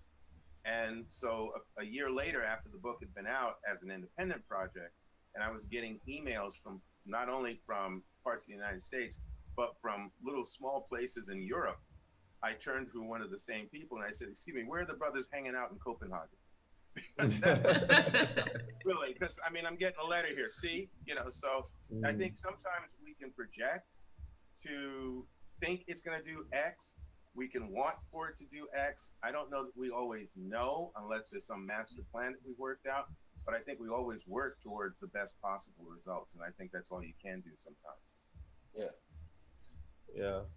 For me, honestly, when I started working on my comic, the idea what I had was to basically to bring it to the highest level that I can think of, like in terms of the quality. That was really what I wanted, and I kept working on getting the quality good. Like for me, it was the art, trying to work on the art, and also I got assistance with the story from my wife to help to get the story to the best way at the best standard that I could produce, and that was basically the focus. I had the overall goal is that I wanted to be successful, but that's pretty much it. Apart from that, it's just basically how can I make this good? How can I make this something will appeal to people? And that was basically my focus when I started. Yeah. All right. Um, I'm sorry. Eyes are doing things to me right now. The next question is from Jojo Matt because we've got lots of questions. Um, is commodification something you consider while making your comics? Let's say in an ideal world, what would your comics universe look like?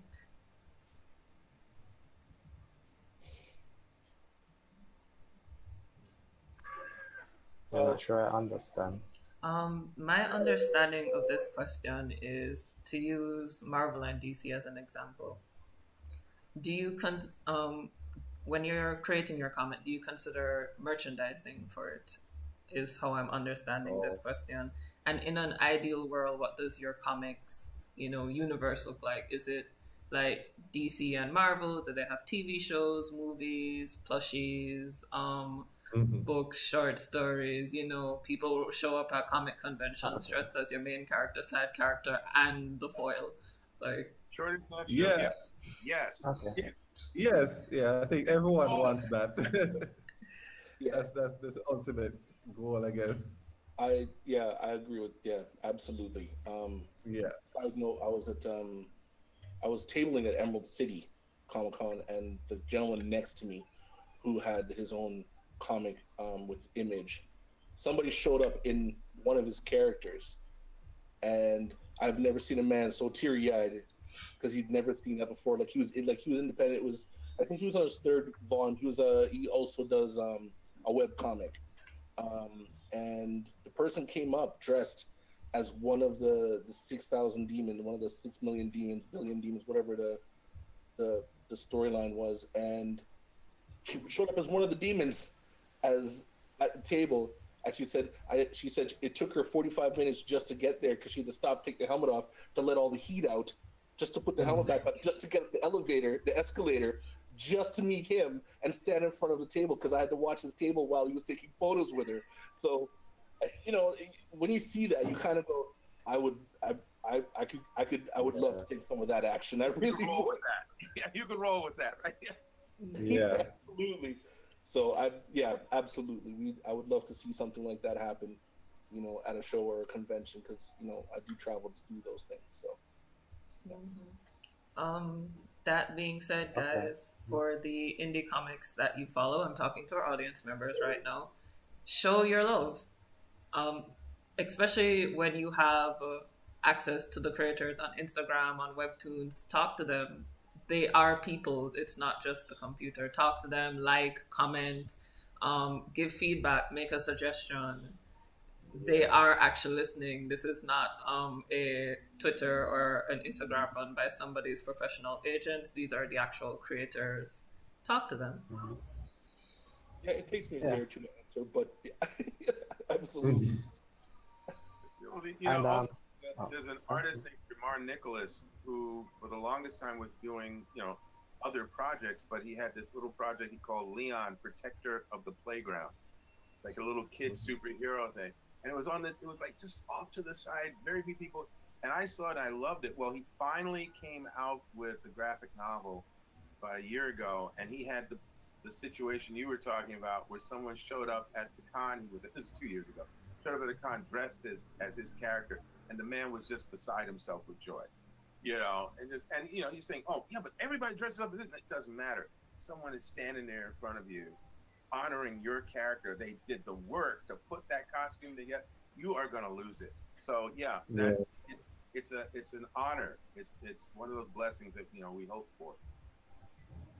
Yeah. Um, and to approach this question now that I understand it a little better from a different perspective, is to say that when you're developing, well, this is my opinion, that when you're developing your story, you should, naturally think about the world that you're going to be creating, but it's also good to think about how the world, or how elements in the world and characters can be commodified, or merchandised. Um, we see this a lot with pretty much every major show or series out there. They create these characters, and there's always the character that they create that's just there for merchandise. And you know this, we all know this. They create this cute character, and I mean, the character might serve little to no purpose, but they're in every episode. And we know that this character's sole purpose in this show is to become merchandise, for the kids. They want them to make plushies, they want to make dolls, they want to make bags, but they know they need a cute face. So, like, for aspiring creators, and even as reminders to myself, as a reminder to myself, when you develop your world, make sure that you think about how you can, how it can get bigger, and how, if someone is going to dress as this character, like, think about the possibility of that happening, even if you're small, but it's a possibility that that could happen, that you could be selling this thing physically in some way or form, other than just the physical book, you know. Yeah.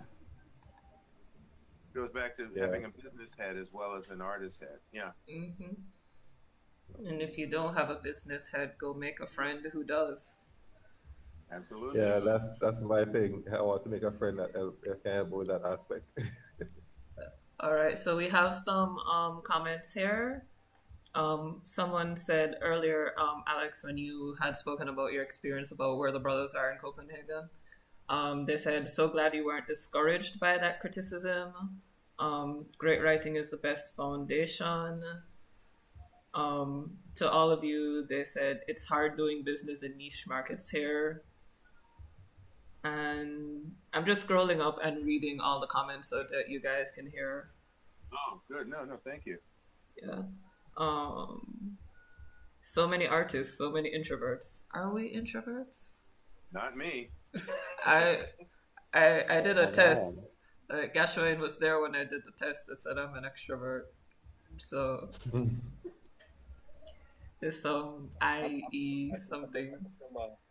I think I'm a middle ground. I think I'm a extroverted introvert, or however you want to put it. Like when I'm at the shows, you can talk to me all you want. I'm willing to engage all you want. And then when the show's done on Monday, I'm sleeping. I'm trying to recharge again, so I can do that again whenever I do the next show. I think that's introvert. I think that's an introvert property. You have a battery, you use it up. It is. It is. I would debate that one with you.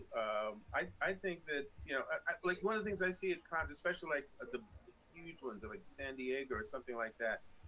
Certain of us will go to the con and they'll not only talk to like 400 people during the course of the day, but then they'll go out partying in the evening and hanging out and networking until like 4 a.m, and then they'll get like an hour or two of sleep and then they'll stumble in the next day. I'm in bed by midnight at a con. Okay, that's because the next day I got to talk to 400 to 500 people. And that's just people coming to your table. It's like you're there to have a good time, but you're there to do business. So and if you think about it, and I know everybody here will agree with, when you're meeting the audience, when you're meeting crowds of people, that's a lot of focus and energy you're putting out in order to engage. Hour after hour after hour. So no, you got totally a right to go home. Absolutely. The next day, no, go away from me, man. Yeah, you don't want anybody walking away from your table with a bad experience. Exactly. You're right, because I mean, I don't even know how many shows I've done now since 2016. I've done quite a few. The biggest ones I've done were probably the Calgary Expo, because I live in Canada, and then you have Emerald City, are the two ones. I've done Denver and whatnot, Florida, and like this Florida SuperCon and other ones. But yeah, when you work 4 days straight, well, let's not say 4 days straight. It's 6 days straight. You gotta if you're like me, you gotta fly where you're going or drive where you're going. You gotta set up, then prepare for the 4 days of show or 3 days of show, and then you gotta pack up and then leave the next day after that. But like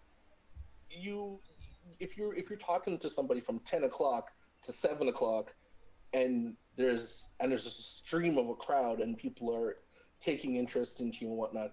After the first day, somebody will go, "So, do you want to go to watch a movie? You want to go to the club? You want to go?" And I'm looking at it and I'm going, Must be crazy. "No." I want to eat and go home. Yeah, I want to go to my hotel or my Airbnb, and I need to sleep so I can do this tomorrow. So yeah, there's a bit of that. Sometimes I'm tempted, but then, you know, the salt in my beard kind of goes, "You're going to bed, buddy." Yeah, I hear you. And if you do anything with you know, if you go to conventions, because of Archie and some of the other things I've done, and I also created something 14 years ago called the Kids Comic Con. So I do a lot of workshops and things for children or young people. And so when I'm at a con, that's also a part of the audience that comes to talk to me. You cannot half step with children. No, no. You make real connection. You have real dialogue. You really want to listen to them, all that, or else they are out. They're gone. They will shut you down real quick. Permanently. So to me, I need to be, yeah, full battery, absolutely. Because this 3-year-old or this 9-year-old is going to come at me, and I got to be for real, and that's it. Yeah. I'm sorry, I'm trying to catch my breath. Children. We're making her laugh. What's wrong with us? No, I'm just thinking of my last experience with a child.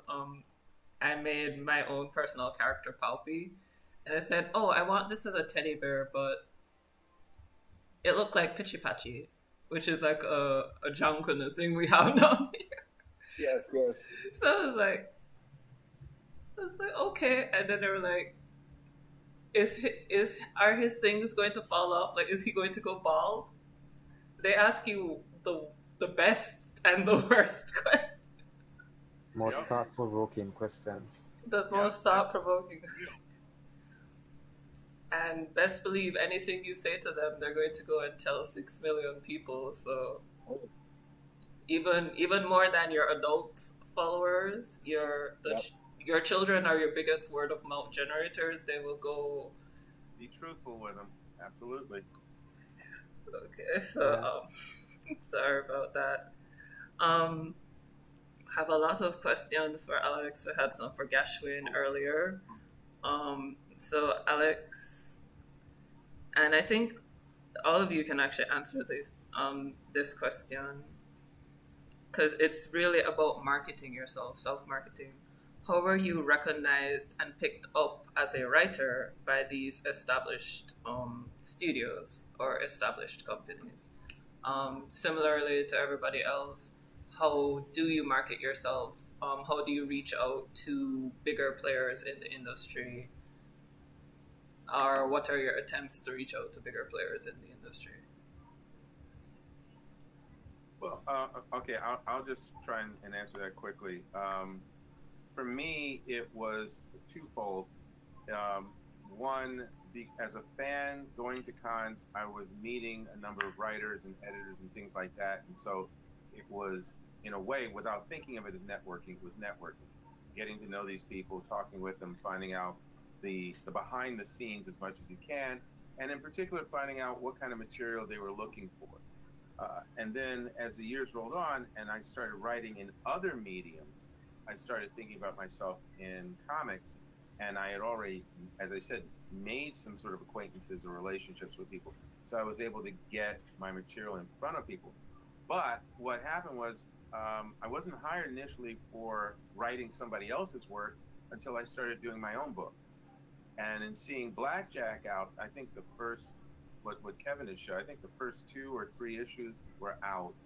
So I had already gotten reviews. There were some other, awareness coming through basically reviewers and articles and things like that, and then a buzz.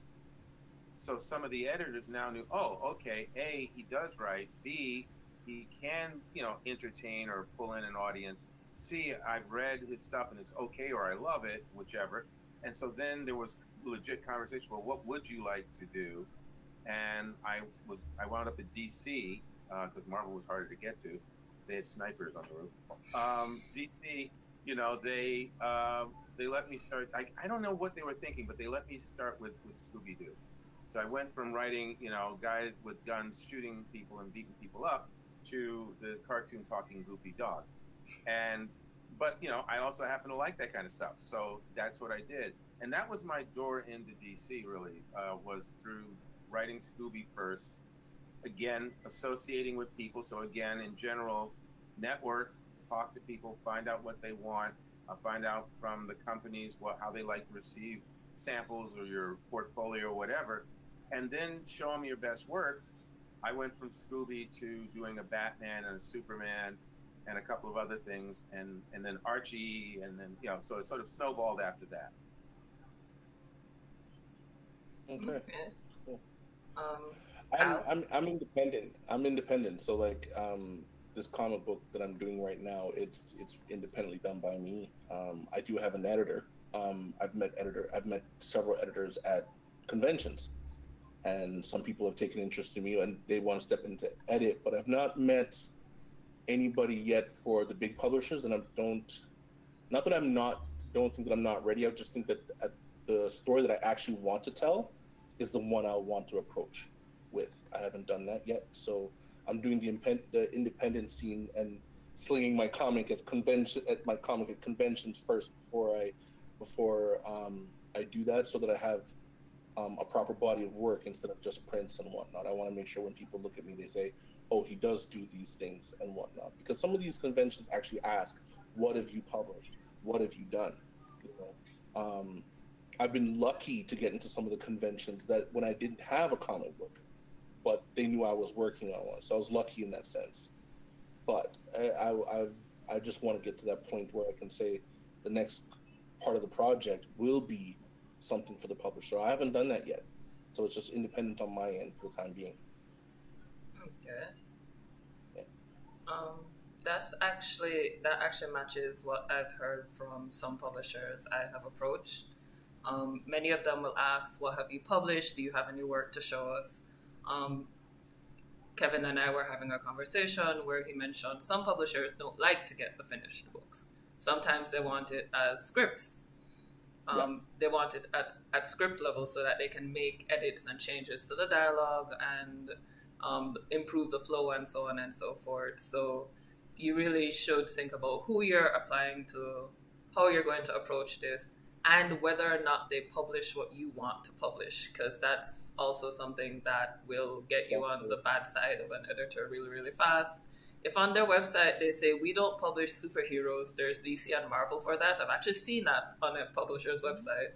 We don't do superheroes, we don't do aliens, we don't do action heroes or fantasy. What we do is mystery. And that's it. We only do mystery. Please don't send us superheroes. If you send them a superhero comic, if you get back a response, you're lucky, because most of them just ignore you. Right. So be aware of what they do. Do some research on that part. I mean, I have I think I probably could share that later if you want. I believe I have a long list of publishers that do people who do independent, like they just print. Some of them that actually want to see what you do, as in terms of, just like you said, some of your script. They don't want to see. They might want to see 3 pages.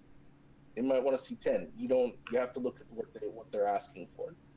So I mean, I've done my due diligence, and this is why I was going my independent first, so that when I look at it, I have a better sense of what I want to approach with.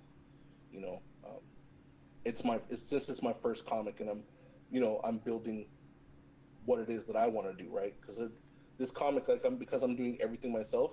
The next one outside of this storyline, I might just be writing and drawing. I'm not going to color. I might not want to letter it, because it's a lot of work when you're doing everything on your own, except for the editing, because I do, like I said, I do have an editor. I'm glad you said that because that's key. We don't always note what we've left out, what doesn't necessarily compute, what may not be clear. You know, we know everything in our head, so we may not see those holes, those glitches.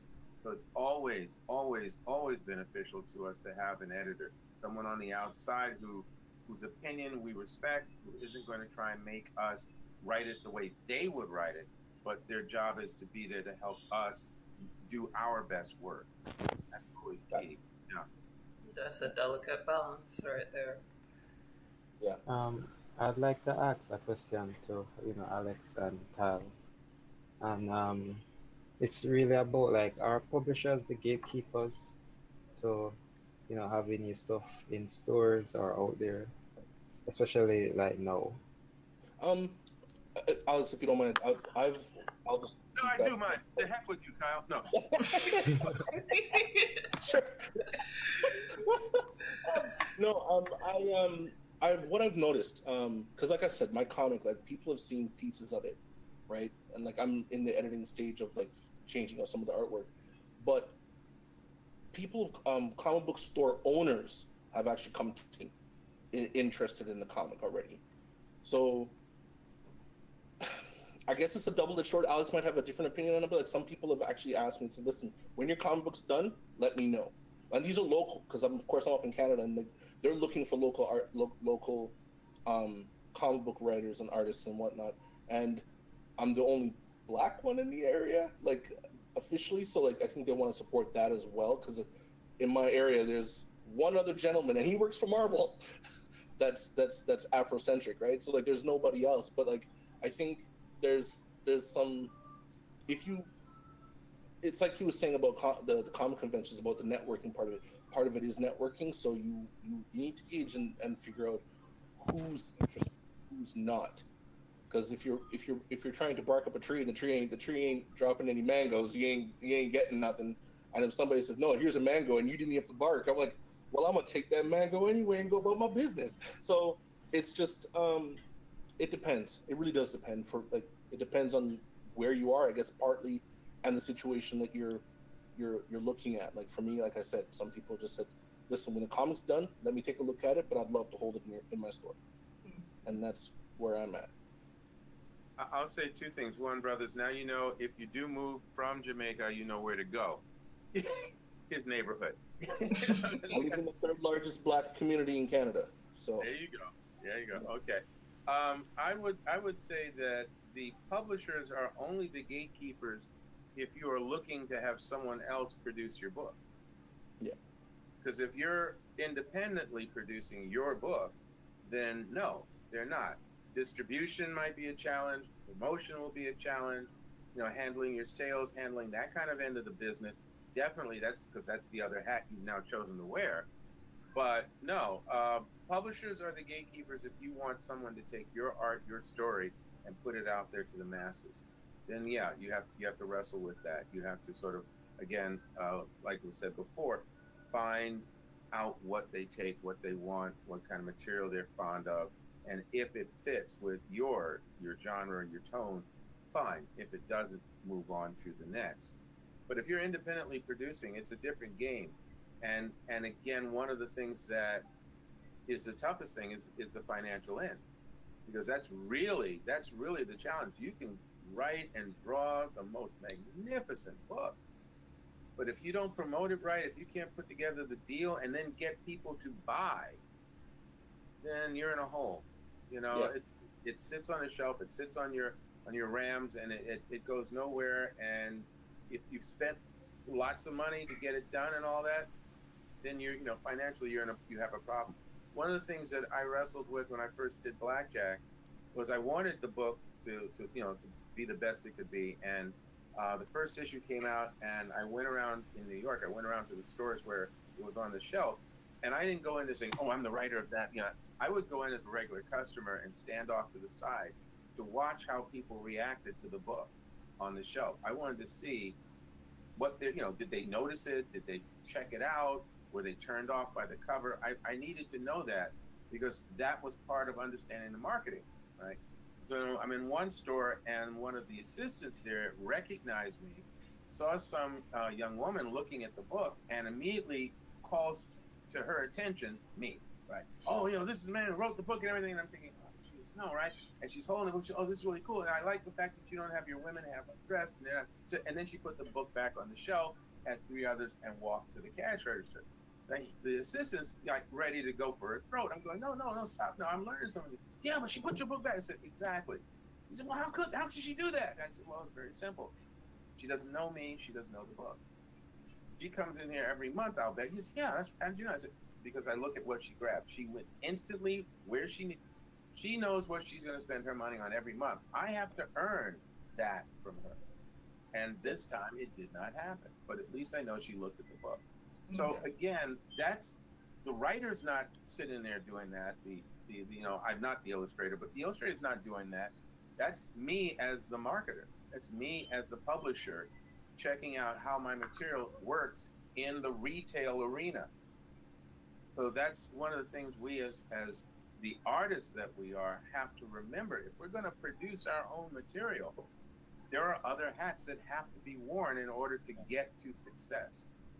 And so if you can't do that, if you can't do marketing, you don't like to go out into the public eye, you don't want to deal with crunching numbers, get somebody on your team who does, because otherwise it's an exercise in futility. Yeah, absolutely. Samantha Hay says, great market research and a very humbling experience. Thank you.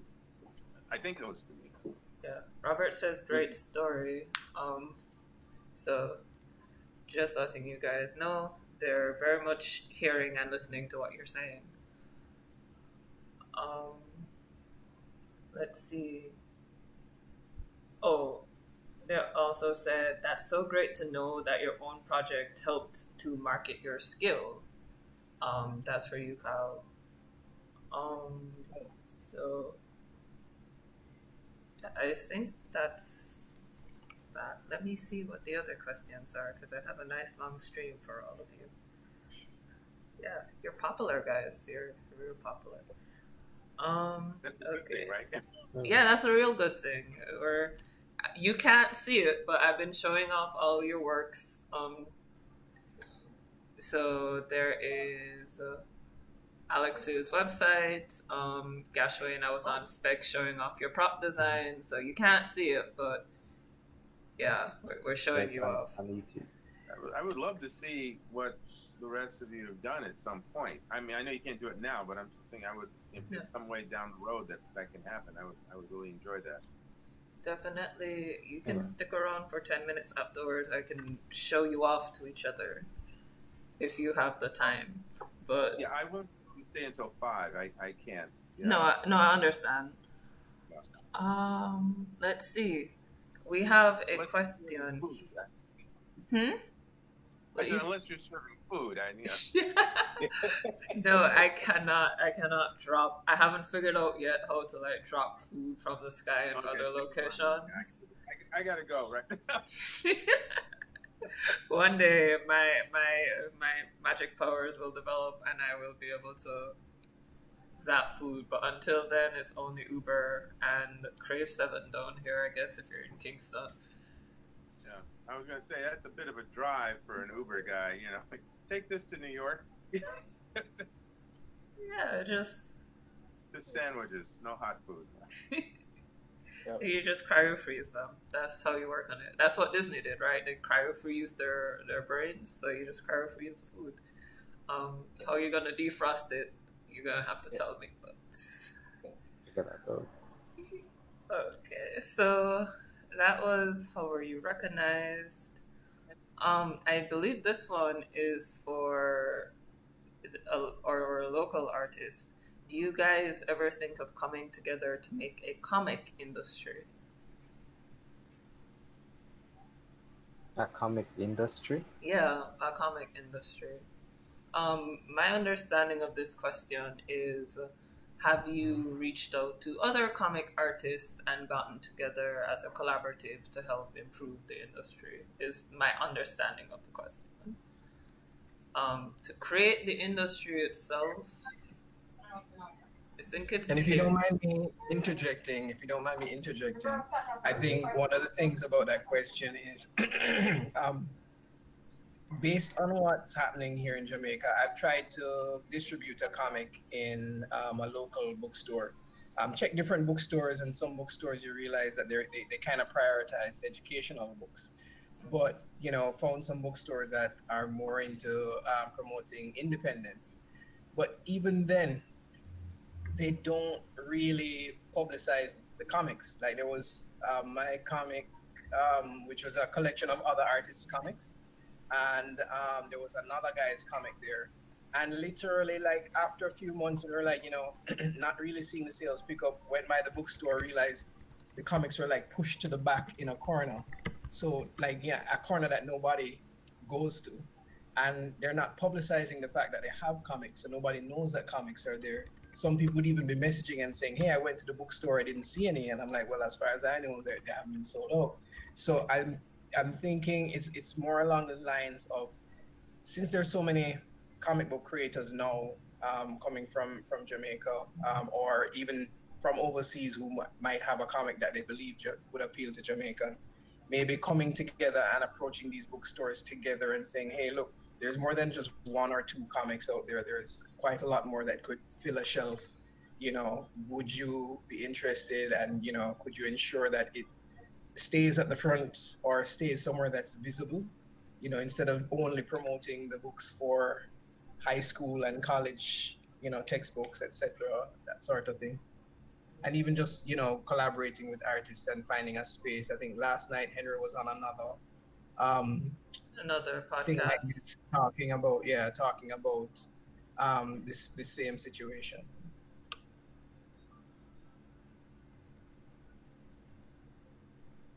Can I say something about that, even though I'm not local? Go right ahead. I think you're right, Kevin, in terms of all of that. The one thing I would add to that is, I think I said this earlier, sometimes an individual doesn't have that particular skill set. They're a writer, they're an illustrator, they're a composer, whatever it is, that's what they do. And the business, marketing, merchandising, all of that is not what they do. They'll work at it, but it's not what they do. Or maybe they don't even have the time, because they may have a day job as well as they're working on their art.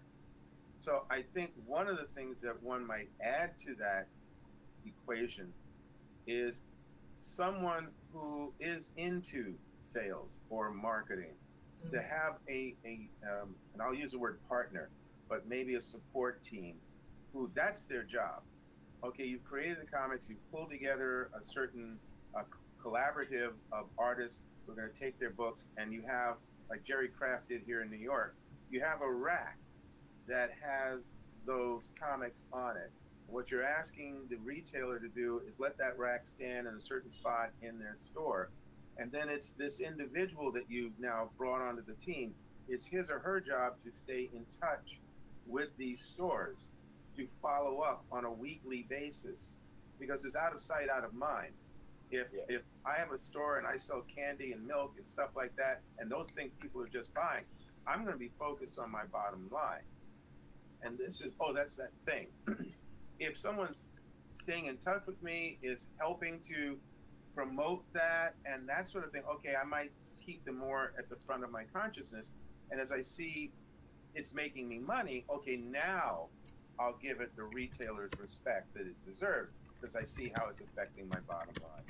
So I think sometimes what we don't have is what a lot of the a lot of the publishing industries do have, is they have a marketing department. They have individuals who that's their job, is to stay on, make sure sales, marketing, and promotion or advertising. So maybe a college kid or a high school kid who's good at talking to people and is into it, whose job it is to stay on top of, we put books in the X store on Monday, I'll be going in there Wednesday to check what's happening, or I'll be going in there Friday to check what's happening. That's part of that team. Maybe they'll do it as a volunteer situation, or maybe you're gonna have to work out some sort of percentage. But the reality is sometimes you're not gonna find the collaborative of artists who are also gonna function in a business fashion. Yeah, that's exactly what I was going to say, Alex. That Oh, sorry, I didn't say it then. Forget it. I brought it up. yeah, like as here in Jamaica, we talk about the industries being developed, like the animation industry, the comic book industry, and oftentimes it's looked upon the artists say, hey, how come you're not doing anything to help this industry to grow? You know, why you as the artist, why you're not doing this or why you're not doing that? But the truth is that we can't do everything as the artist. Maybe what we need to do is look at the other people in the industry that we need to help grow. As you're saying, like look at the publishers. What are the publishers doing to get, you know, to publish diverse books in Jamaica? Look at the bookstores. What are the bookstore owners doing to make sure that when they have new stuff they promote them, you know, whether in person or online.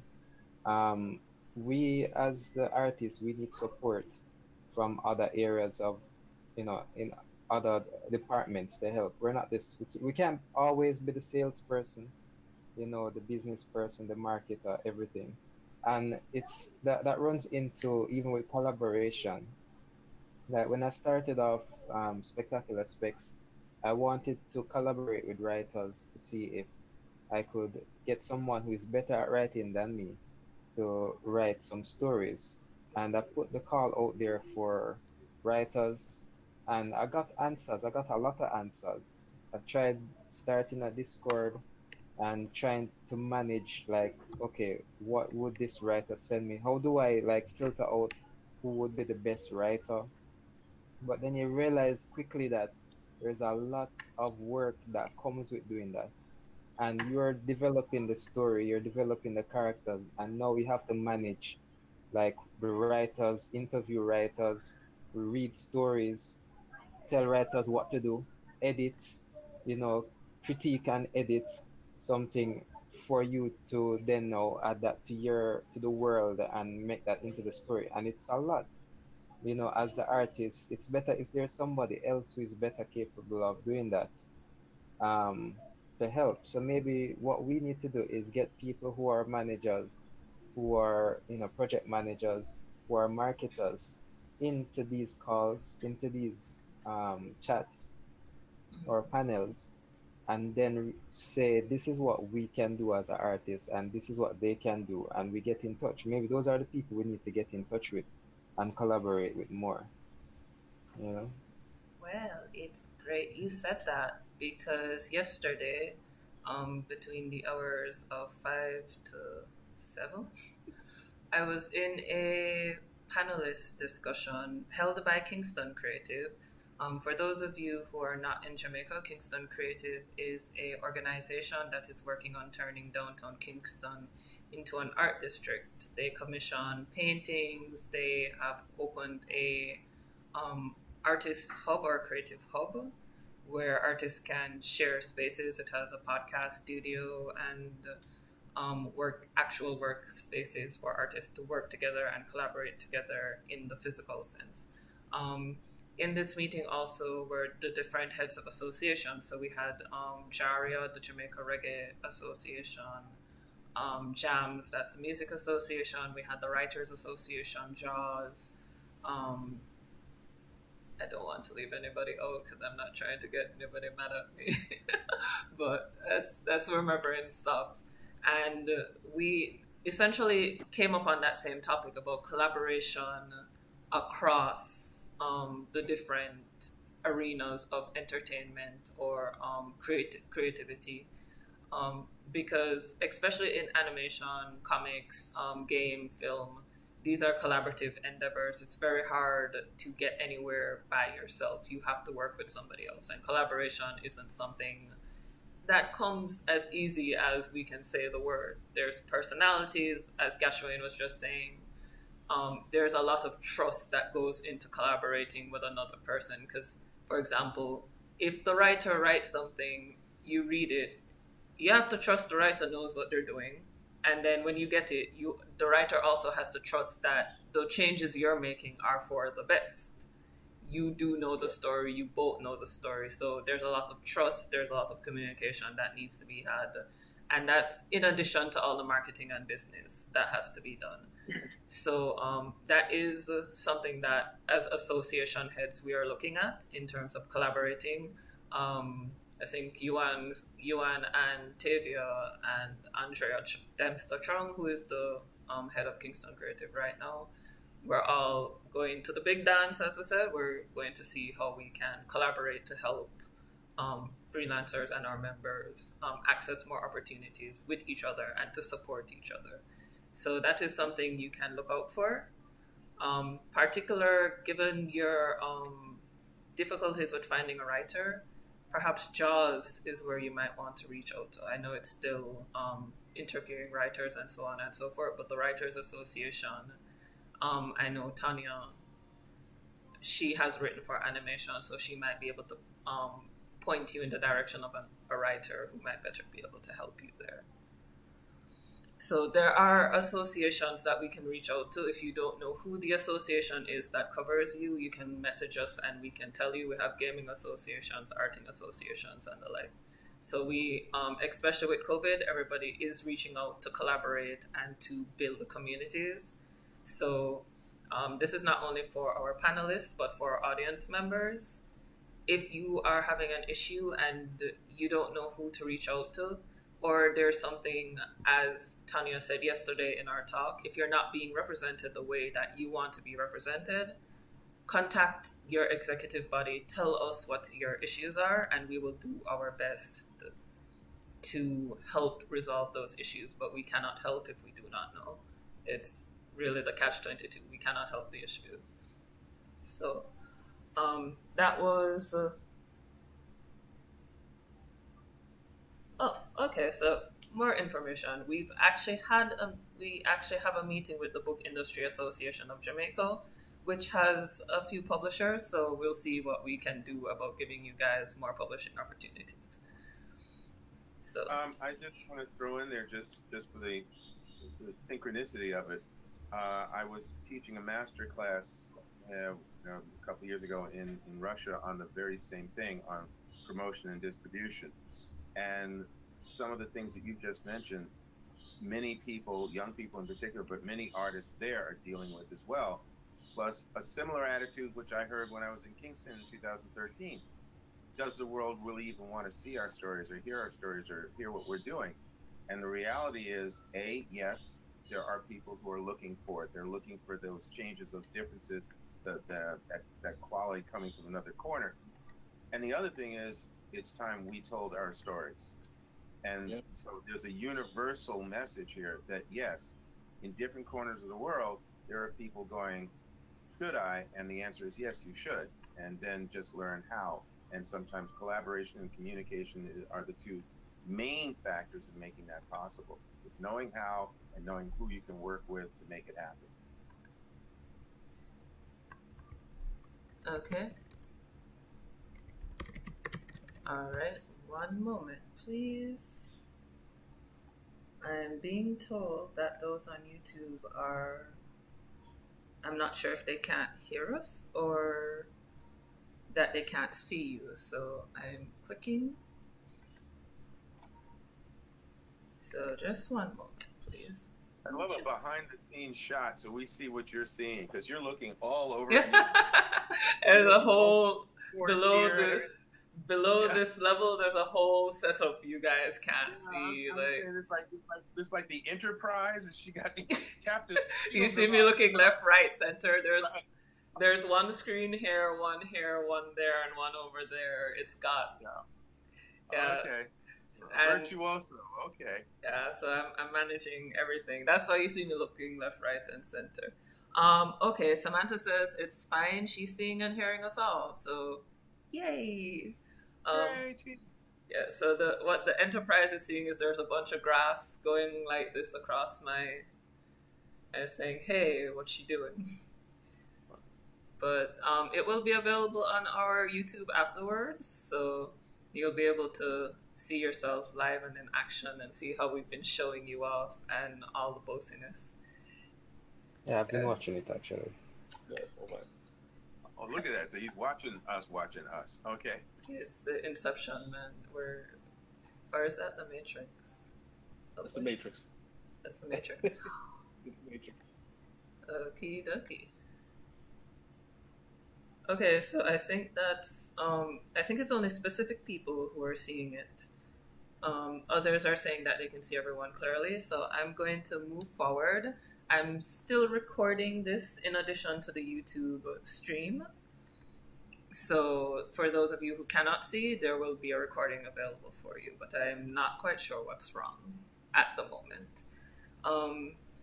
So I did see a question earlier, another question from Yusuf. I am not sure if anyone here can speak on video gaming. Can anyone here speak on video gaming? No, not other than playing it. Okay. Besides, like, you mean like writing for video game versus writing for? I think I will tell you what the something like that, question is, and you tell me if you can answer it. Yusuf said, "How different is animated work versus video gaming?"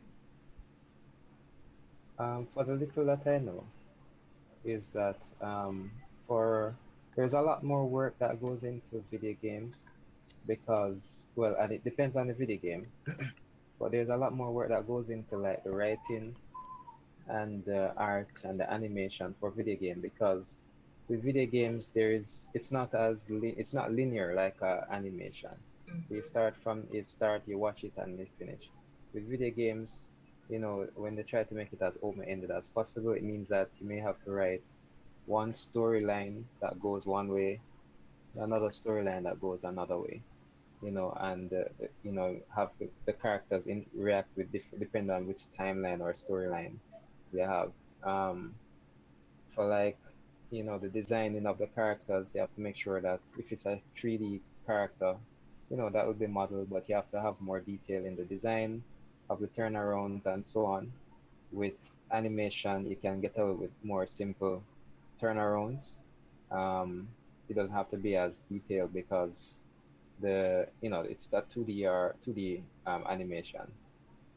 So yeah, that's pretty much it. It's just more work for the video game because there's more possibilities. It's more open-ended. I mean, there's, like, I saw probably last year, Netflix is trying this new thing where you can have an open-ended storyline.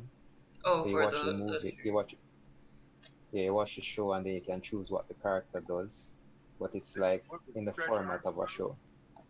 Was that It Stretch was what? Armstrong on Netflix? That was one of them. That was one I of don't them. remember what it was. It was Yeah. Black Mirror, Stretch Armstrong, and there was something else recently, like literally like a month or two ago. Mhm. Yeah. It gives Yeah, so that's more interactive, you know. And I believe that writing for that would be a bit more tricky. perhaps. yeah, I'm sorry.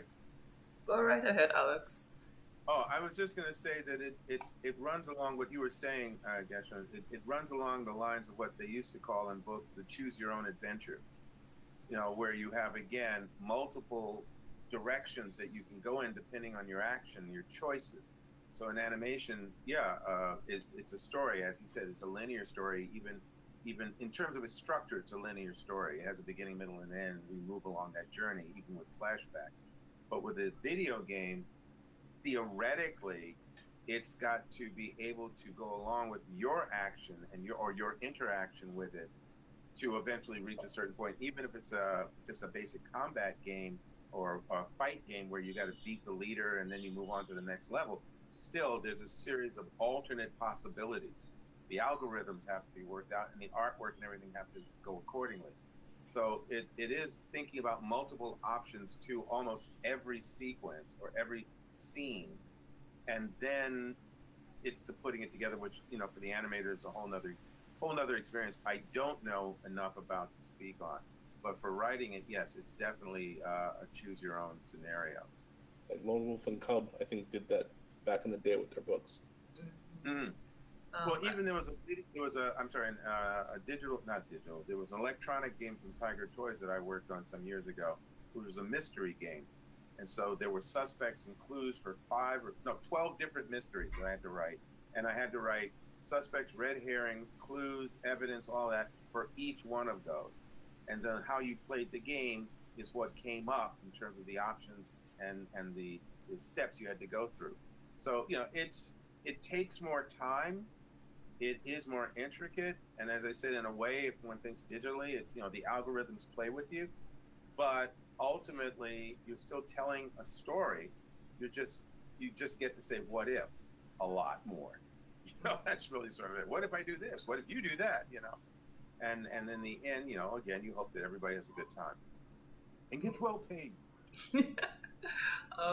Just to add to that, my specialty, or rather what I studied, was virtual reality. There's a lot of connectivity happening between different mediums now, especially I think COVID has sort of accelerated that.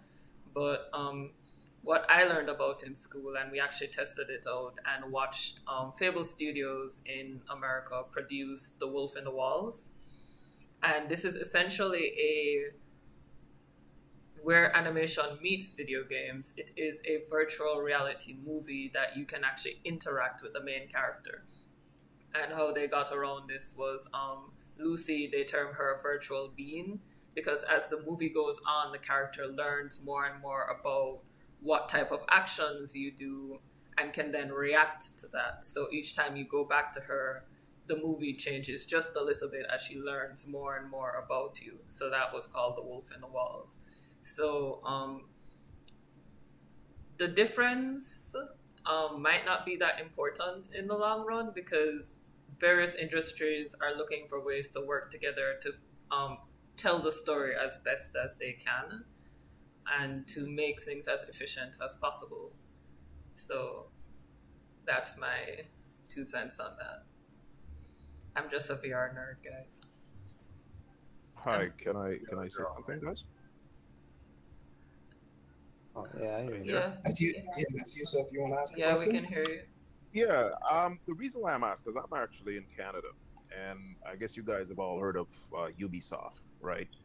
And Yeah. they're huge when it comes to video games. So I'm looking at Alex Blackjack and, you know, a couple of the other cartoons that you guys have done. But I'm thinking if you look at diversifying your portfolio or what you have, you're kind of opening up yourself to a much larger market at a much quicker rate, or pace, I should say, right? As opposed to just waiting on one stream or avenue to kind of look at your work, which would be like, you know, just for argument's sake, Cartoon Network or, you know, Disney or whatever. Kids are always hooked to games. And when you look at Switch and PS, you know, I can't remember how many PS there are now, but, you know, PlayStations and so forth, it kind of puts your work in a more favorable and more demanding fashion. I don't know if that if I'm making sense, but at least it wouldn't just be limiting yourself to just this one avenue with respect to these, you know, large corporations and so forth. You know, so I just thought I would just kind of throw that out there, just to pick your brain. From what I understand, when it comes to stuff like that, you do want an agent. I know that there are some agencies that will deal with that will take your artwork, take what you do and push it towards other avenues that you may not be exploring.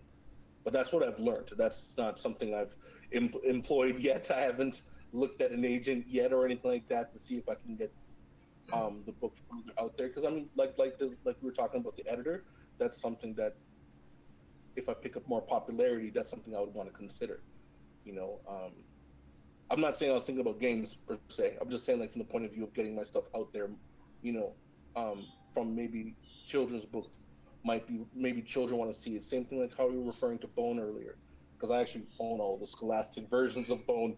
Actually, it's to my left. Quiet as it's kept. Yeah. Come again? Quiet as it's kept. You have bones to your left. Yeah, I do. I have them all. All the ones that the orders of them, yes. But it's a situation of, like, the way I've always understood it, when you want something, when you want to look at those avenues, having an agent or a rep that covers that is actually where you want to go. I wouldn't know where to look elsewhere, but that was what I was always told. I mean, if there's something else that Alex might know, I don't know. But I've never come across that. Or if anybody else knows it, chime in. That's what I know it to be.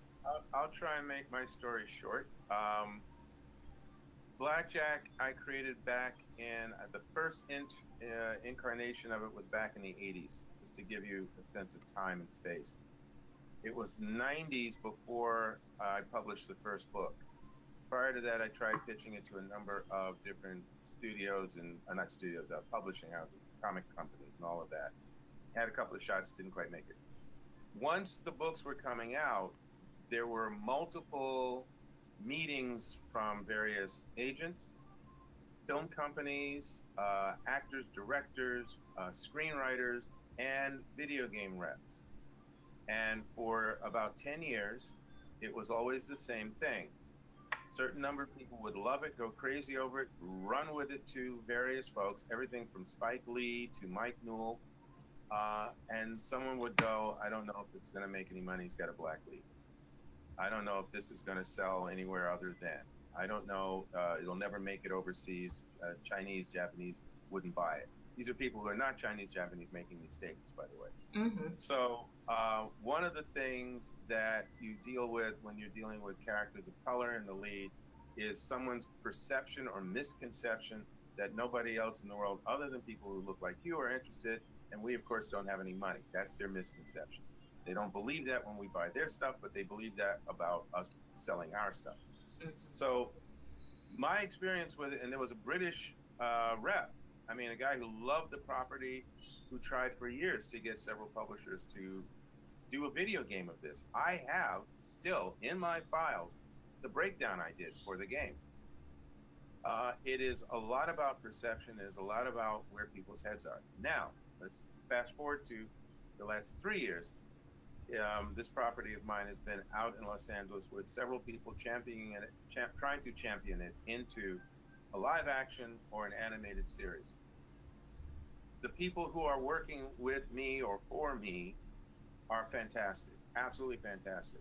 And they're committed. They have to be, because you get a lot of nonsense coming at you. But beyond them are the people who have those conceptions that I mentioned before. And even if we take out the fact that they may not believe that black properties, blah, blah, blah, sell, even if they do believe it, do they believe they're going to make a lot of money from it? And if they don't believe they're going to make a lot of money from it, then they're not going to want to spend a lot of money. So then once again, it's about color. This time it's about green. So having said all that, no, I'm not discouraged. I don't do that. It's a hard fight. It's one that you commit to or you don't. You know, that's the reality. You work with, you can find agents, you can find reps, you can find lawyers and producers who will run with this for you, but you got to find the right ones. And even with that, and put together a hell of a pitch, you got to hope that whoever you're pitching to gets it, really gets it.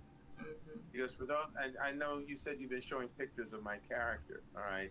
So you see that he's sort of a broad-shouldered, you know, brolic kind of heroic figure, if you will. There was one point when someone was pitching it in Hollywood, and they said, hey, I think we can do this. And they named a comedian who was looking for a property. The comedian was about 5'6", weighed maybe 120 pounds soaking wet, and had a funny voice. I'm sorry, what are you smoking? You know? But that's the kind of mindset you run into. So again, none of that said to discourage. We have to face the realities both on a racial level, but also on the level of dollars and cents and faith and the lack of vision or vision of the people we're trying to connect to. And that's a part of the game. If you commit to it and you just keep giving your 110% and you stay with it, something will happen. Will it happen the way you want? Well, that goes back to that question we had earlier about, do you envision, you know, where your books could go? Yeah, we might have a vision of where we want it to go and what we want it to be. Will we make it? How far will we make it? That's the journey. Yes. On that note, just to kind of highlight what Alex just said, to point out the story of Steven Universe, which is super successful now to the point where they're advocating for the rights of other communities that are struggling in the Hollywood field. If you read a lot of articles and interviews that Rebecca Sugar has put out, she will tell you how she had to fight tooth and nail for her characters to remain who they were. Someone always wanted to change it so that it would appeal to who they thought it would appeal to, because as far as they were concerned, nobody was going to relate to these characters because they were not essentially white. They were Latino, or they were transgendered, or they were a part of the LGBTQ community. So even for success stories like Steven Universe, like Gravity Falls, because there are other, Gravity Falls had to fight tooth and nail for the LGBTQ couple that showed up in the background, not in the foreground, in the background.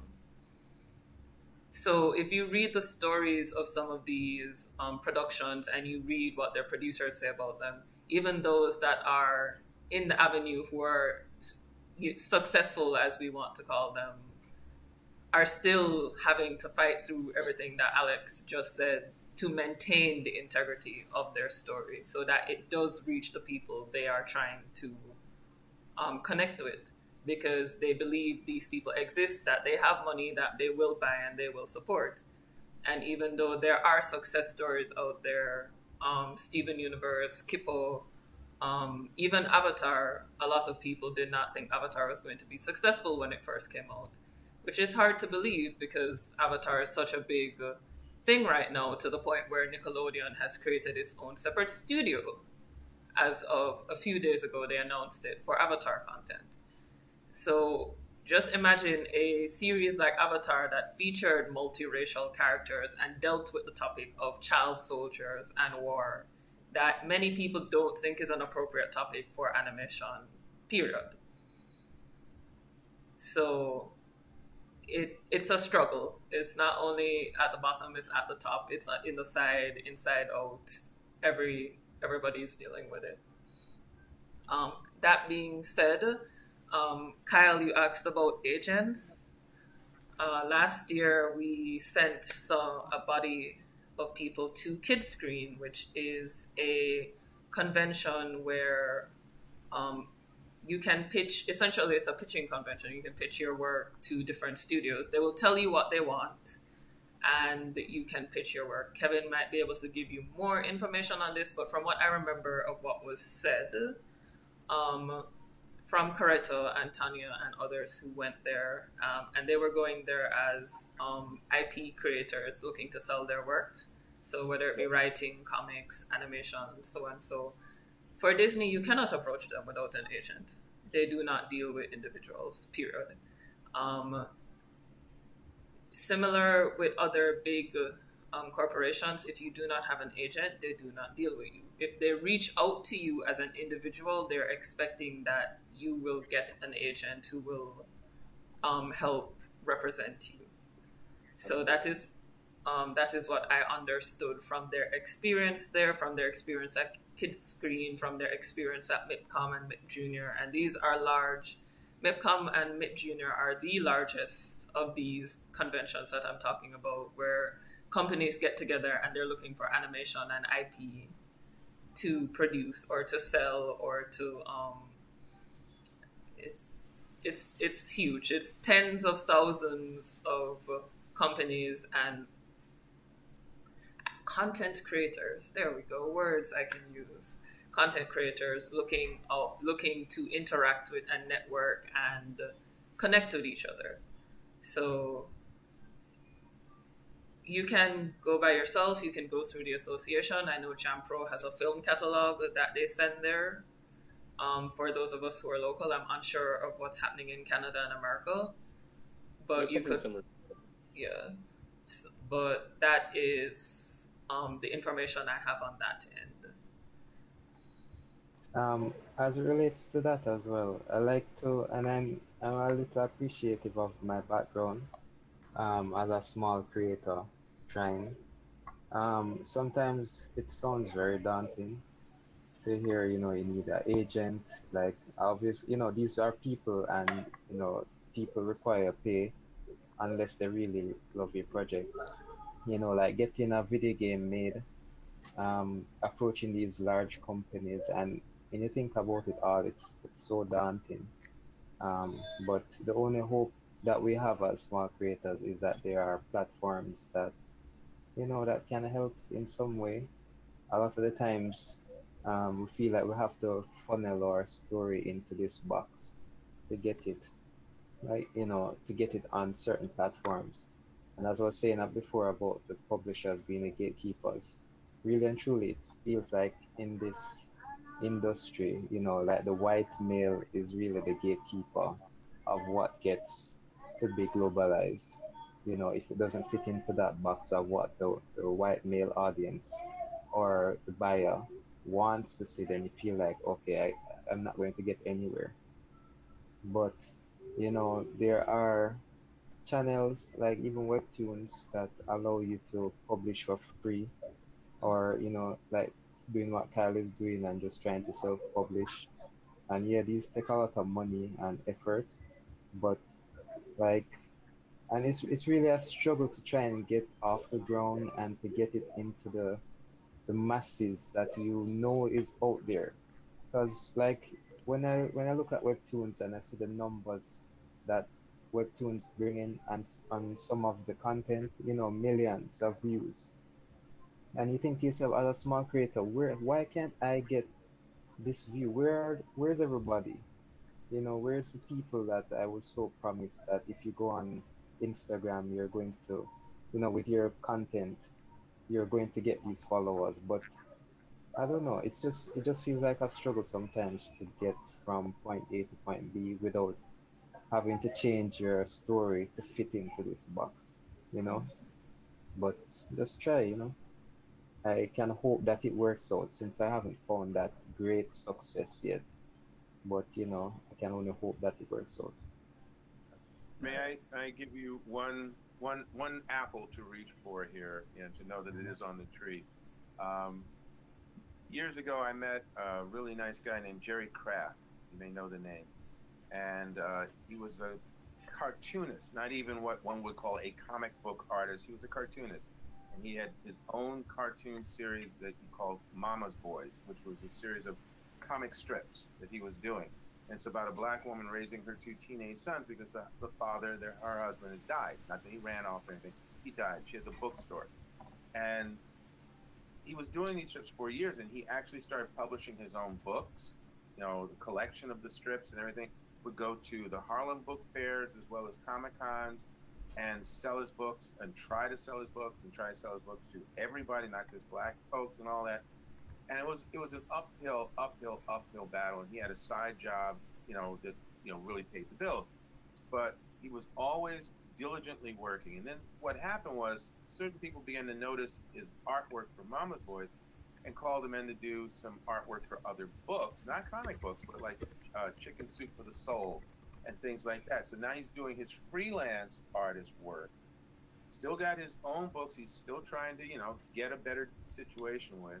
And then because of him doing some of these intermittent freelance jobs on books that are getting higher visibility, someone is noticing his work, and he's going to a few more conventions to talk about that. He's approached at some point by a publisher who says, I've seen what you've done here. I see the Mama's Boys, and we're not quite sure what we can do with that. But what else have you got? And he said, well, there's this story I've always wanted to do for years about my own life. That as a black man, a light-skinned black man, he, growing up in Harlem, his parents sent him to this private school in Westchester, which is like, up on the big hill there, and it's predominantly white. And he was the only black kid in his class. And what it was like for him going to school there, pro and con, it's a bit of a story he'd always wanted to know. So they went, pitch that to us in writing. So he did and went, okay, here's a contract. Well, okay. Took him a year plus to write and illustrate this book, color, the whole nine. It's a graphic novel. Working with the editor to make it the best it can be. Comes out. not only cleans up in the marketplace, but is the first graphic novel to win a Newbery Award, which is a big deal. It's like saying it won an Oscar. Yeah. First, okay? And it's an African American artist telling a story about an African American experience. He has now won several other awards, including the Coretta Scott King Award. There's other things happening for him. His overnight success was 35, almost 40 years in the making. So the thing here is, what do you commit to? What do you believe in? What are you trying to accomplish? If you want to create the Flash or Batman so you can have a cool character, okay, I got no problem with that, but understand that's what you're going after. And if it doesn't happen because they got Batman and the Flash already, then you better have something else in the wings. But if you're trying to tell a story or trying to do a particular project that's at your heart or at the core of who you are, if this series that you're doing is something you believe in, then commit to it. And then, you know, you got to put in the time. Even if it doesn't become exactly what you wanted it to become, you did it. And it will go out and it will affect people that you would not have touched otherwise. And sometimes that is the thing that we can go sleep, you know, well behind. Because we were true to ourselves, we were true to our work, we were true to our purpose. Yes, we would like to make more money. I got no problem with that. But sometimes we've got to feel well fed with that news so we can continue on, because it's sometimes a longer journey than we might want. Yeah. I also touched on a thing, believing in your story. Man, that's the fuel, isn't it? Because like if you're going to start doing comics or writing stories and you don't believe in it, it don't really make sense, because the labor that you're doing and the hours you're going to put into it, you have to believe in it. Yeah, absolutely. Because it's a hard road to hoe otherwise. It is. And we all know it. I'm going to have to leave in a few minutes. I'm sorry. Yeah. It's okay. We had actually said that we're capping at 4.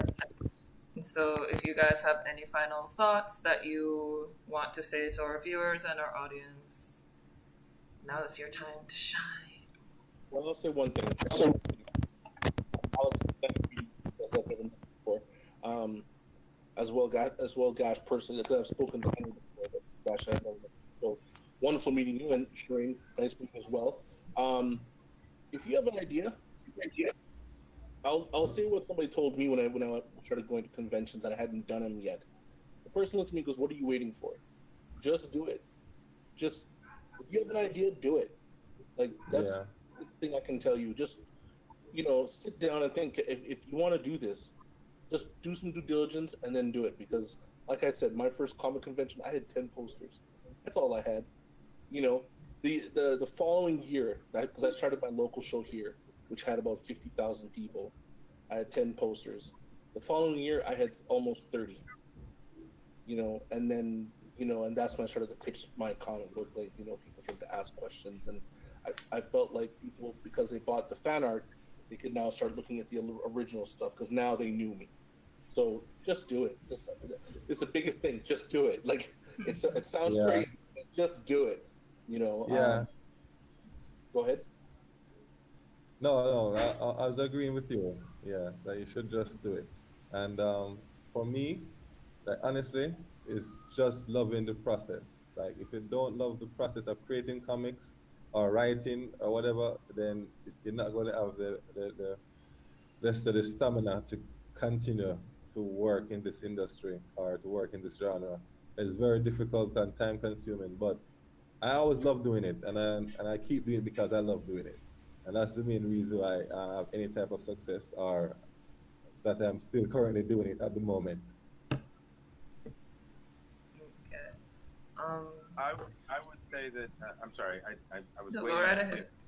say anything. I totally agree with everything that Kyle and Henry said. Absolutely. I also teach writing, both screenwriting and writing stories and comics and everything.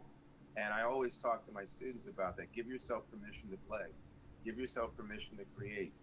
It does not have to be perfect the first time you put it down on paper or you put it on the keyboard. That's not the purpose. It's a process. And so you get the story out of your head. You tell the story to yourself first, and then you go back in there and you work on it and you mold it into that thing that it's going to become. And enjoy that, because that's what creativity is. And once the students get it, once, you know, and you show them some techniques and things that once they get it, then get out of their way. Off they go. Like Kai was saying, just do it. Just get it done, get it out there, find your niche, find your tribe, and enjoy. Okay. My final words, just to sum up everything that you all have said.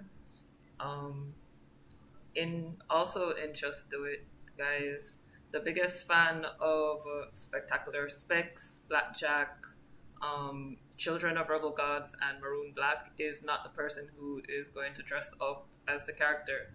It's the creator. You have to be your own biggest fan. You have to love your work as much as you love whatever IP it is you're going to go out and say, I want to be this successful. And you have to behave as if your work is that IP. Treat it with the same reverence that you treat all of those other creations that you talk about, because it's your work. If that's where you're aiming, you have to love it that much. Love it enough for a multi-universe movie series. Love it that much. Guys, thank you for joining us. There is a question Kevin wants to ask you, so please don't run away just yet. It's a quick question, but Very simple question. Yes, that's us. Guys, thank you for just showing for up. Alex. It's just for Alex. The question is Jack Black based on Eugene Jacques Bullard? Jack Black is an actor in Hollywood, I think, isn't he? Kevin, did you hear it? Did you hear yourself? No, I heard your answer, but I don't know if I heard myself. But I was asking if he's based on. Is Jack Black based on? And I said Jack Black is an actor in Hollywood. No. I was saying, is Jack Black based on Eugene Blackjack. Jacques Bullard? Blackjack, Kevin, Blackjack. He's renaming my character. I don't know what I'm going to do now. I don't know. I'm confused.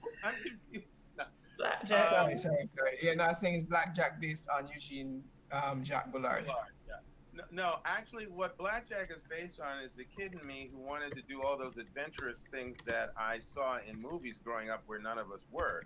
And then what happened was I created the character and then started to do research to support the story. And that's when I ran into Eugene Bullard and thought, oh yeah, I always kind of felt, but now I know. And so that was like a striking gold for me, was finding him. And there's some other Black adventurers or explorers or scientists out there, but Bullard was somebody I had never heard about until I was researching for the story I was working on with Blackjack, which is why I mentioned him and another actual Black person in the first story, Second Bite of the Cobra. Okay, great, thanks. Absolutely. So someone said Jack Black is Blackjack's greatest enemies. So that's all we have time for today, guys. Thanks for showing up, and we hope to see you next